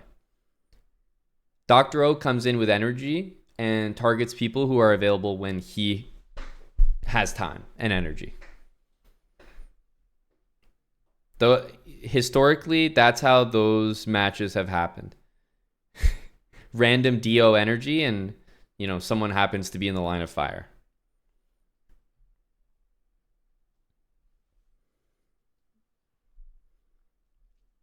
Been following the channel quite some time. Got my results back by the end of third year in college. Get my bachelor's. Software engineer. Soon we'll have a stable income. We'll break the records for subs. Just watch me. Mark my words. I'm also going to write my thesis or whatever it's called regarding machine learning and AI agents emulating a human's approach to chess. Wow. OG Wolfanius. Breaking records for subs. I will watch you. I will mark your words.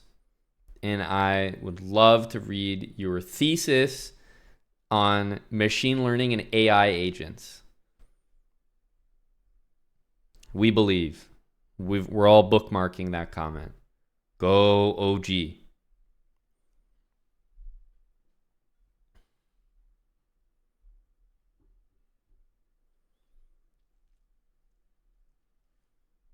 Go, buddy. Nice update. Happy to hear it.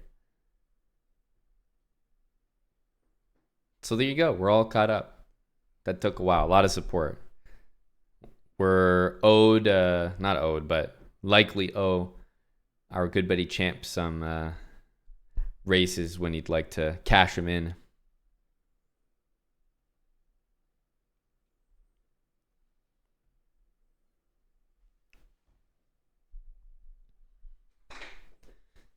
Why is that? Force a draw? You like to have him as a chat heel?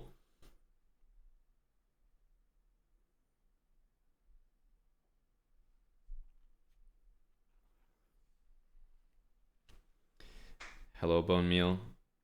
Is that in? Is that at? Well, I guess he's not at that school anymore. He was at McMaster, but yes, my uncle's a mathematics professor.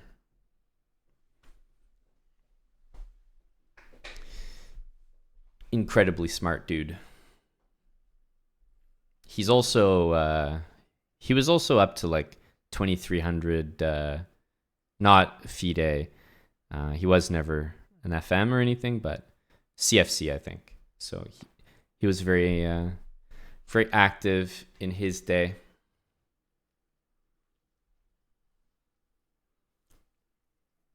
But yeah, professor of mathematics, like that stuff's crazy. Uncle Hambo, that's right.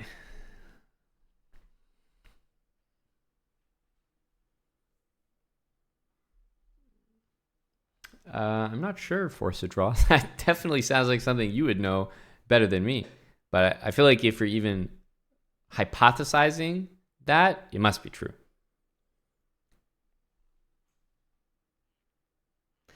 Good night, Wildhacks.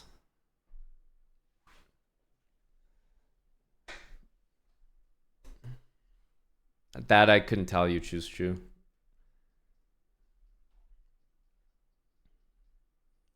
Six five, a very narrow margin of victory, but they both experienced it against one another. That was very entertaining. Very entertaining.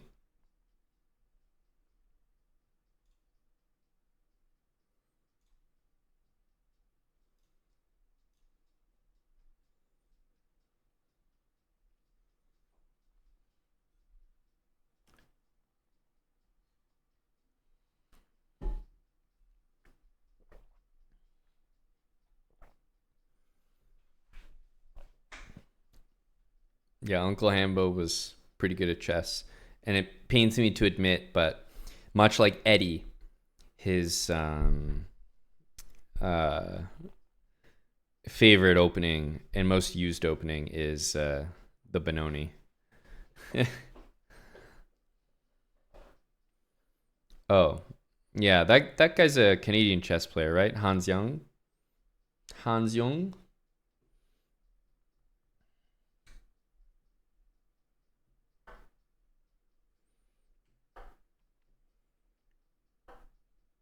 Kurtz was looking for a Peertz adoption match against Eddie. Gory is what, 2000? 2021? Yep. Manor Monkey is sporting, well, I won't say new badge because it's not like he just earned it necessarily, but we hadn't had like a fresh badge for 8.5, 9 years, 9.5, 10, etc. Finish another fantasy draft. 13 months tier 3 angry nerd rocker. Thanks, buddy.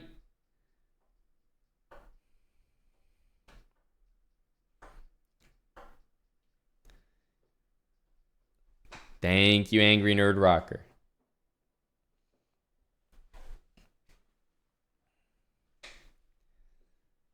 I'm not in any, I'm assuming you're talking NFL. Not in any myself. Very keen for sports to start up again. I think my productivity is not keen for that at all. Hockey, basketball, NFL. I think I might turn into an NFL mogul. Because NFL regular season games are significantly more impactful than other sports because there's so few of them that they feel if I only have time to like follow like one sport or I just literally won't get any work done, then it's probably that. because I can always like loosely follow the scores and keep track of NHL like a little bit, and then just kind of like tune in more for playoffs.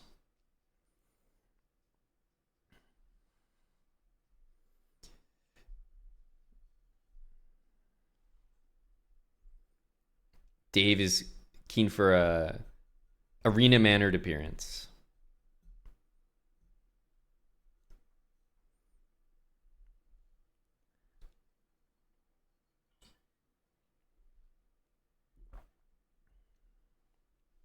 Hello, Zeus. We also, by the way, this match tonight did not necessarily represent me naming this an official fight night. That was just the energy was just there. And it was a match that we were previously trying to host but couldn't quite get done before the Japan trip. So that's mainly why. Tomorrow is Thursday. I'll definitely be streaming tomorrow, probably since the morning. So we don't have to have matches like fully in the evening tomorrow, but in general, I'm definitely hosting tomorrow as well.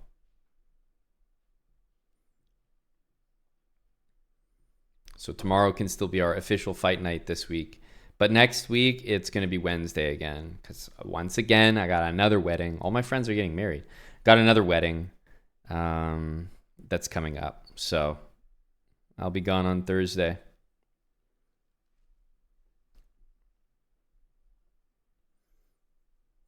Yeah, I think so, Nick. It just kind of happens. Like you've got your friend group, and like within a 5-year period, it all like happens to everyone or something.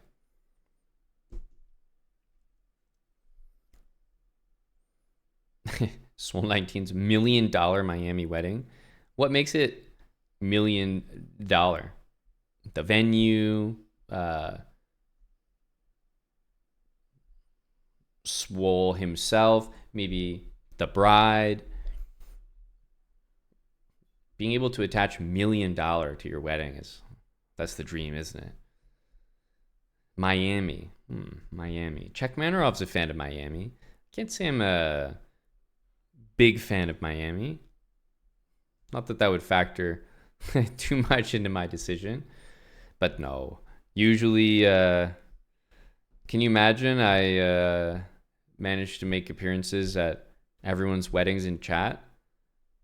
I don't think I'd have time to stream. I would just be like buying tuxes every day for the next one. It'd be like a world tour.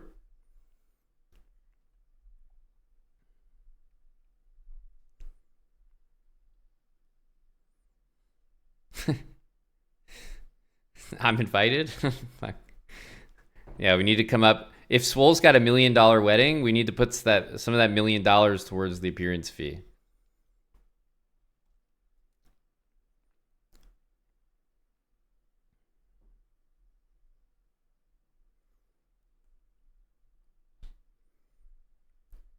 And did you start negotiating appearance fees, Eric, or how did that conclude? Italy sounds nice. Jeez. Wedding destination, Italy? Beautiful.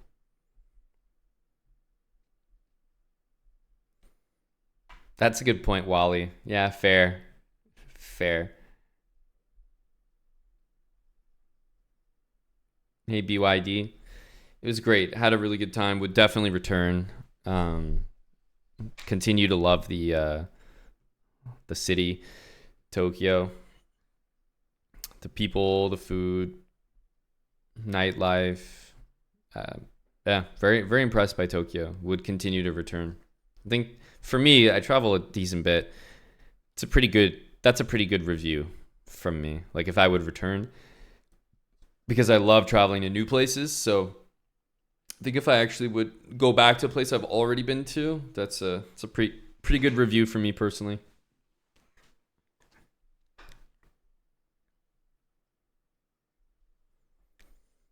Oh yeah, Java's big tennis guy. I forgot. Probably really paying attention. Public transportation. Honestly, the airport, public transportation, I was definitely like just embarrassed by Canada and Toronto. Like, you come back to Canada and you're just like, holy shit. Nothing compares. Nothing comes close. You're light years behind somewhere like Tokyo.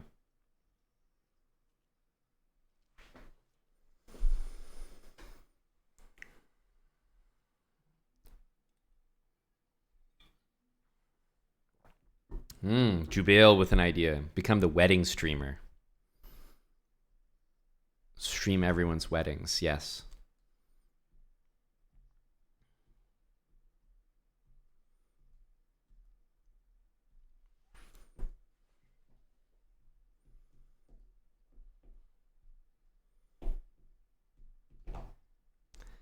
Yeah, I'm not blown away by Austin. Wedding crashers. Yep. That's true. There's an opportunity there.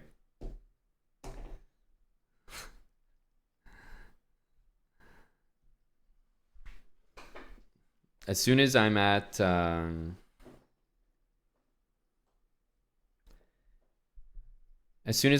like paddock level money, if I ever make it, then I'll consider Austin.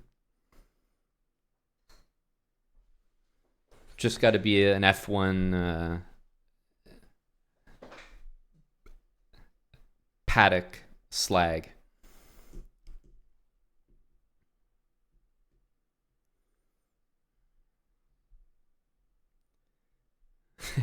Yes, Gory trying to keep us safe, of course. Thank you, Gory. Felt like someone was shouting.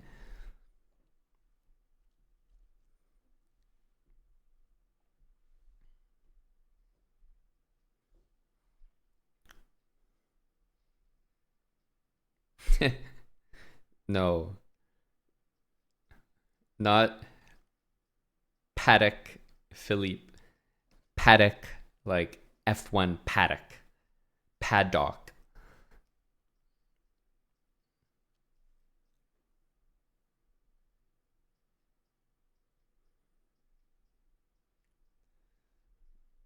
Gory remaining a pillar.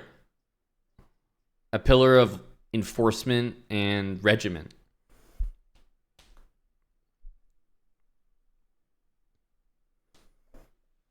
Well, Nick, guys like me, we're still working on 8K TVs. Not quite at your level yet. Don't have paddock money. Still working on my 8K money.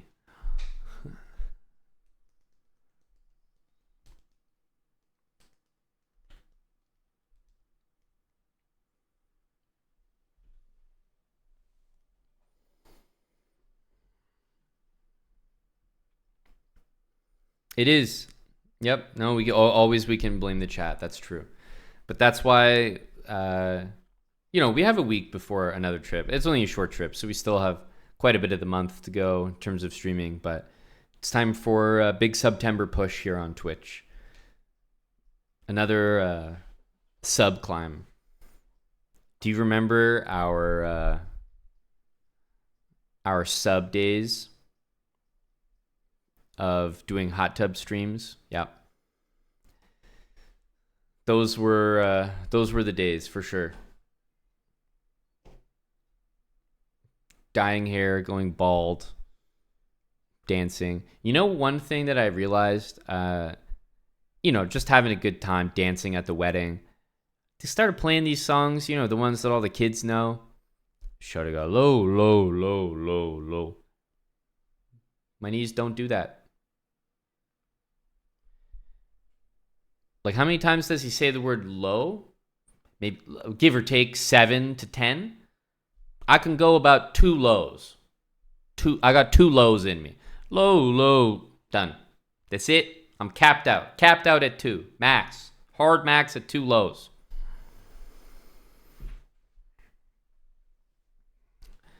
Didn't realize that was my limit.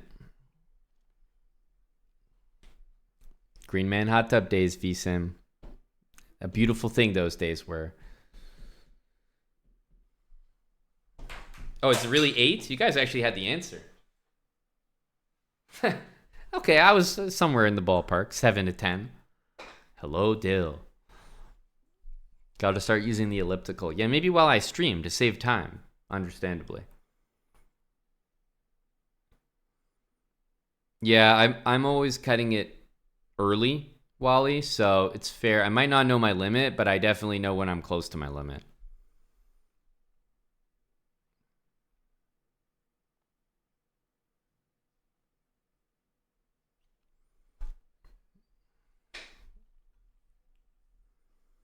Any tourneys coming up?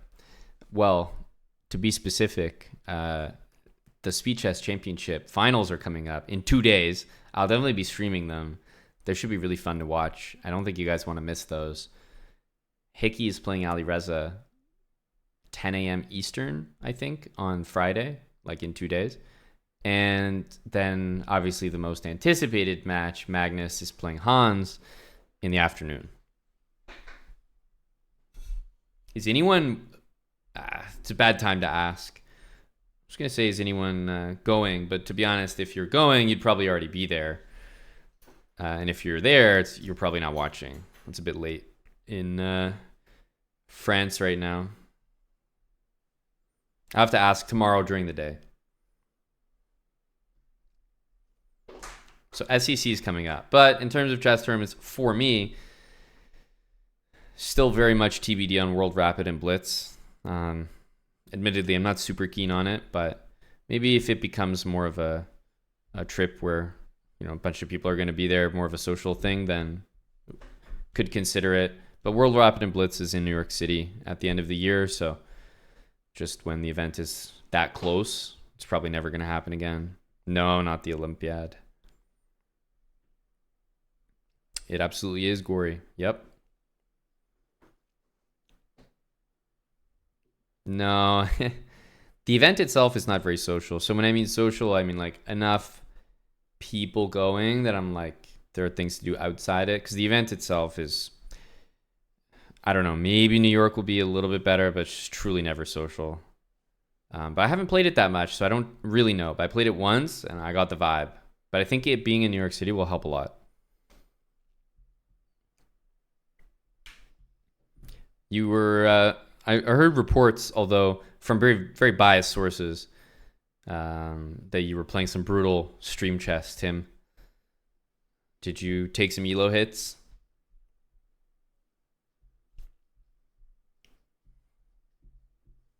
Griffonium. Oh, man, what's up? Jeez, I talk about France and you're telling me Griffin just pops in here? Go Griff. Griffonium. Is this Editor Griff? What's up, man?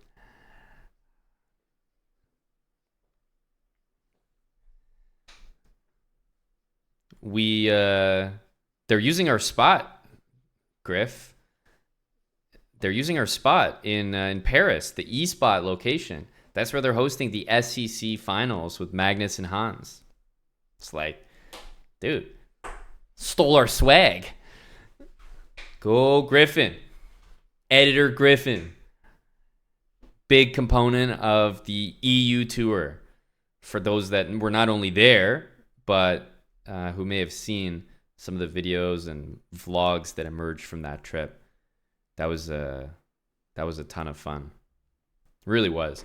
I look back on that as a really positive memory. Happy to have done something, because who knows if something like that will happen again. So I'm like very, very happy that we got to do something like that.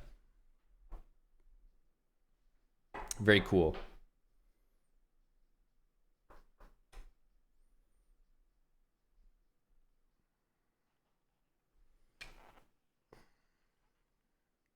Yeah, we do need more fan zone privs.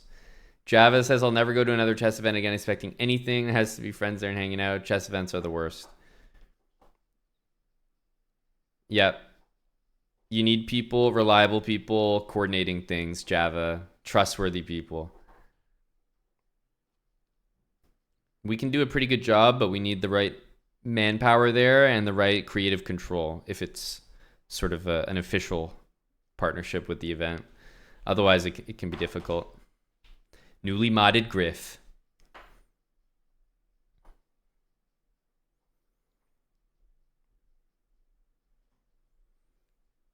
So what's Griffin up to? School just started? Oh, yeah. Are you still local?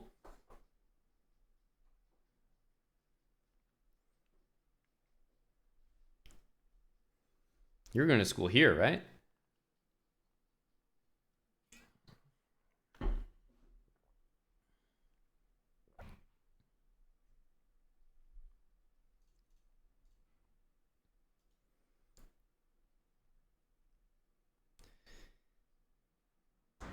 SCC sold out quick. Well, yeah, it once you realize Magnus and Hikaru are both definitely going to be there, and they just are because it's like they're just going to crush the tournament and obviously qualify.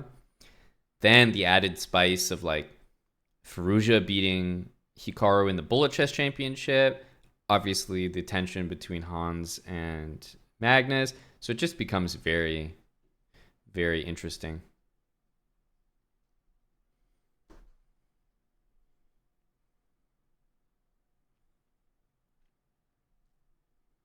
Oh yeah, the VIP experiences offered at chess events, Java, are just.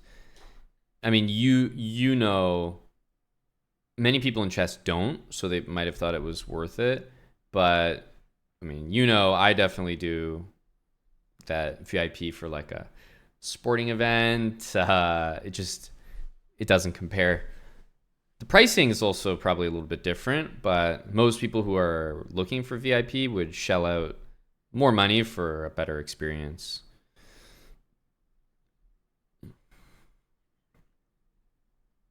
Okay, a possible AG New York City sighting.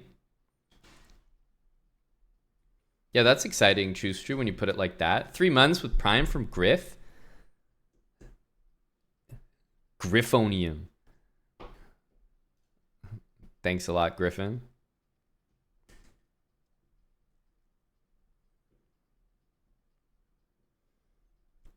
I don't know about spectators forced to draw. I'm trying to think in Kazakhstan. I'm pretty sure there were spectators. I'm not sure if they were selling tickets, but I I feel like there were just spectators. Quite difficult, I thought, to get a picture. You kind of had to hang around the venue. But a lot of kids did that and definitely got their fair share of pictures. But definitely you're not wandering in. Very high security, um, especially if Hans and Magnus are both playing, for example.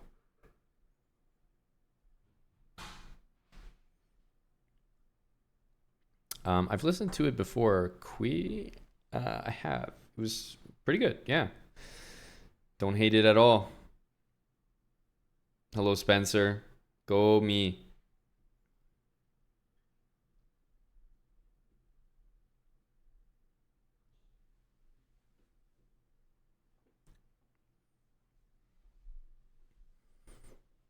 Ooh, no 92 check is very, very, very surprising. That's a significant mistake, I would say.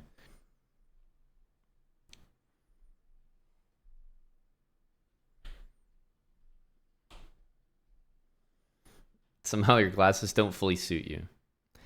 Not rude at all.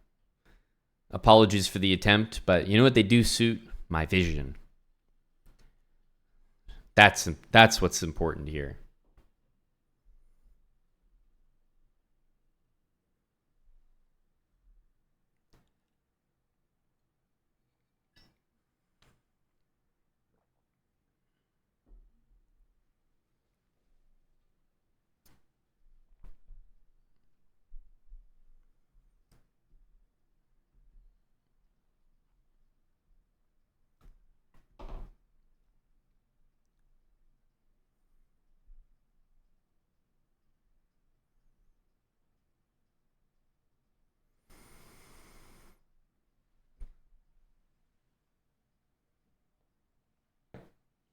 Queen takes d2 needs to happen. Why so long spent on this? Yeah, not that big of a deal. I feel like this is fine.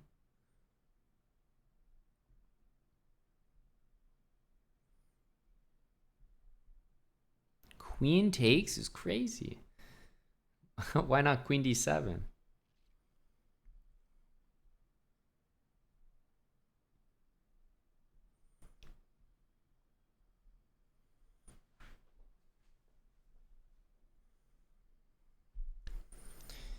You're watching a movie a day and you're running out of options. Is this a self-imposed challenge or something with your buddies?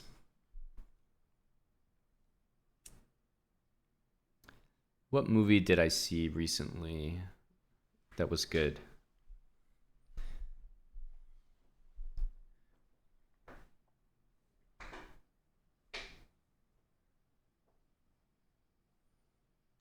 You're running out of days or running out of movies? Yeah. Running out of movies can't possibly be the thing. Like that's crazy. But maybe just don't have a like running out of movies on the list of recs. Because obviously there are movies out there.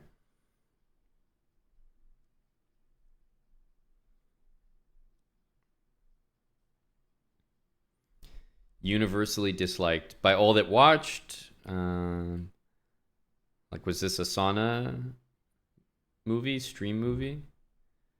That's pretty brutal. I think Men or Monkey is asking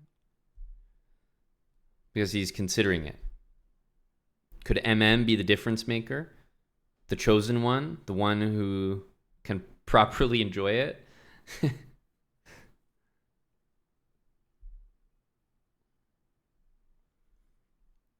I think Tim was saying coherence.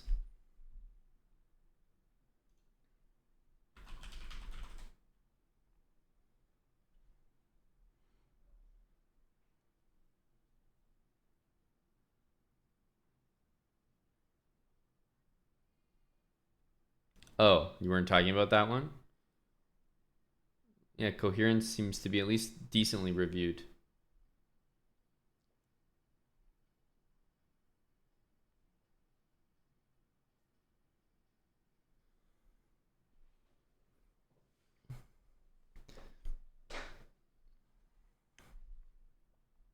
Let's go B Skywalk. That's crazy. The raid into the sub? The raid into the 18-month sub? Predestination. Let's see. I already can tell I don't like it based on the title.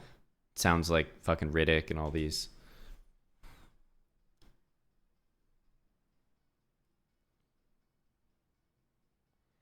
No, thanks, B Skywalk. Raiding us with 25 in the middle of September, no less. Thanks, man. And 18 months to boot. I will be I'll be streaming tomorrow. Probably not on Twitch. We're going for a full might start early, but we're gonna spend the large majority of the day on Kick tomorrow.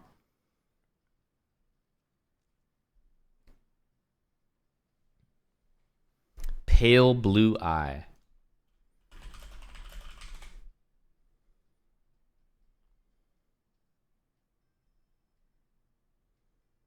Oh, Christian Bale.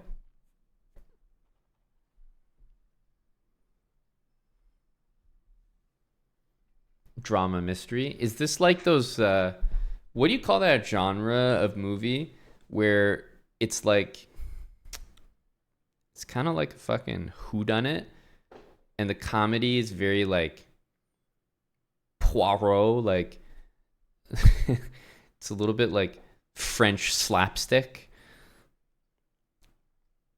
No, but it's like comedy noir. It's not like real noir. Or is that actual noir?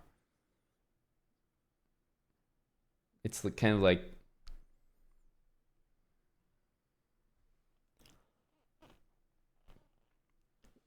it's like those ones where they're like on a ship and then like the lights go out and then people scream and it come back on and someone's dead. Except there's like pure comedy in it. It's like a modernized version of those. I think maybe in the past they had those like Murder on the Orient Express type of things, and it was like more serious. But now they have them where there's like slapstick comedy built in.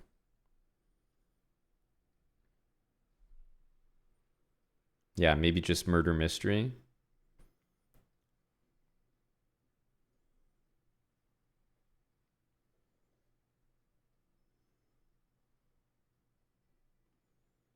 Yeah, I guess lately it is Skywalk. Used to not be. Steven. Didn't mean to miss that. Thanks for the 38 months with Prime. Steven Zoo.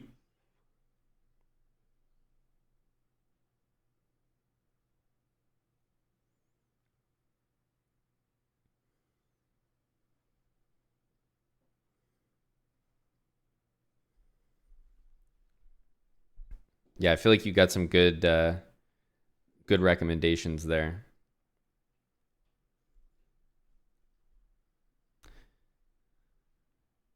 An old movie that I definitely really liked was older movie was Fracture with Anthony Hopkins.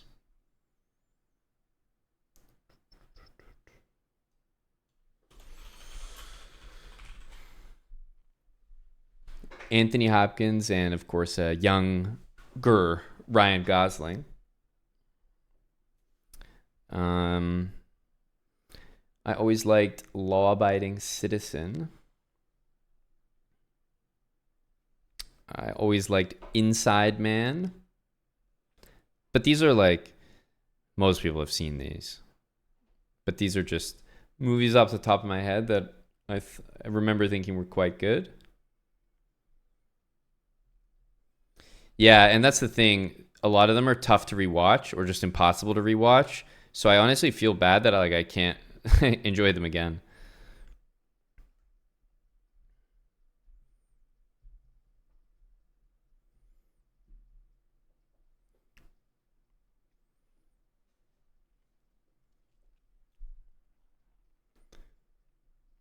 So yeah, those ones come to mind. But I think it's a good thing when you watch a movie and it's so good the first time and you just basically not worth rewatching it because it's spoiled. That's a good sign. Yeah, Inside Man you can still rewatch, but still it's much better the first time. But I would say the first time of Law Abiding Citizen is like, to be honest, it's not even worth watching again. It has been a while for Inside Man. I feel like they've tried to make movies that are kind of like that, but I haven't seen the replica. Don't think I've seen anything done as well, but maybe you could say that what is it? Casa de Papel is like kind of like that. Oh yeah, Collateral. I like that one. That's the one with it's like Jamie Foxx and fucking what's his name? It's good though. I remember liking it the first time I saw it. Yeah, Tom Cruise. That's right. Tom Cruise with like gray hair or something. Collateral was good. Yeah, I also enjoyed that. Tommy, have I seen Moon? No. Moon, the Earth's only natural satellite. Suppose I have to be more specific than that. Moon official trailer. Sci-fi mystery. Oh, this sounds like a. Did Eric put you up to this? I think Eric must be behind this.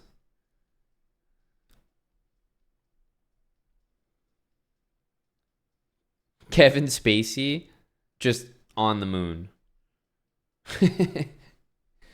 A man is left in space.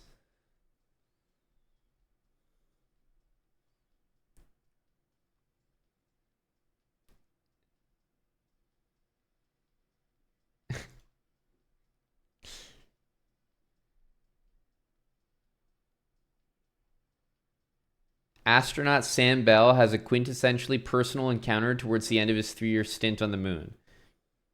He sends back to Earth parcels of a resource that has helped diminish our planet's power problems.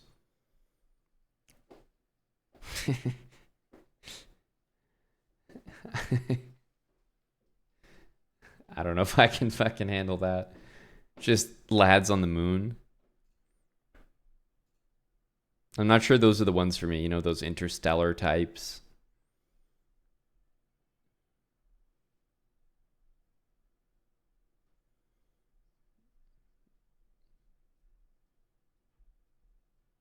Shawshank Redemption, I have actually seen.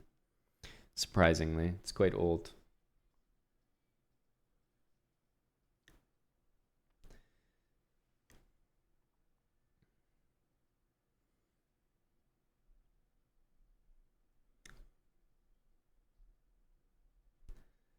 Yeah, Gangs of New York.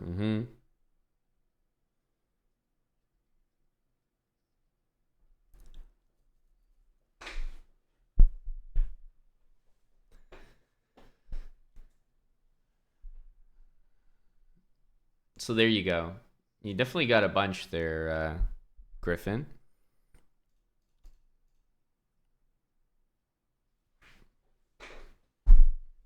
And the great thing is that if you haven't seen some of them, they're like so good the first time.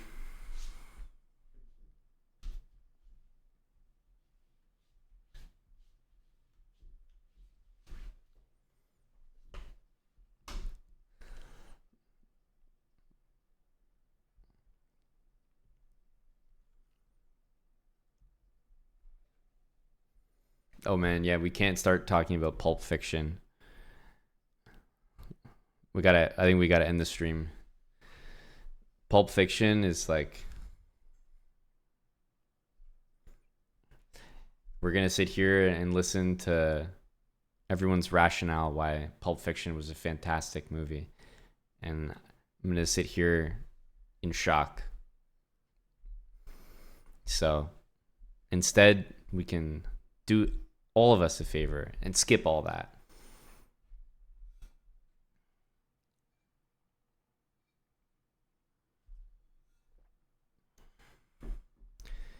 I know it's shocking, Mandarin Monkey. Samuel L. Jackson is he's just so funny. So funny and so talented.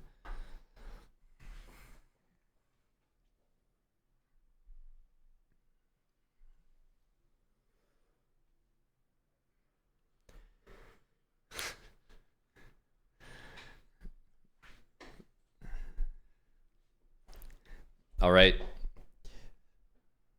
10:45, and with movie discussions brewing,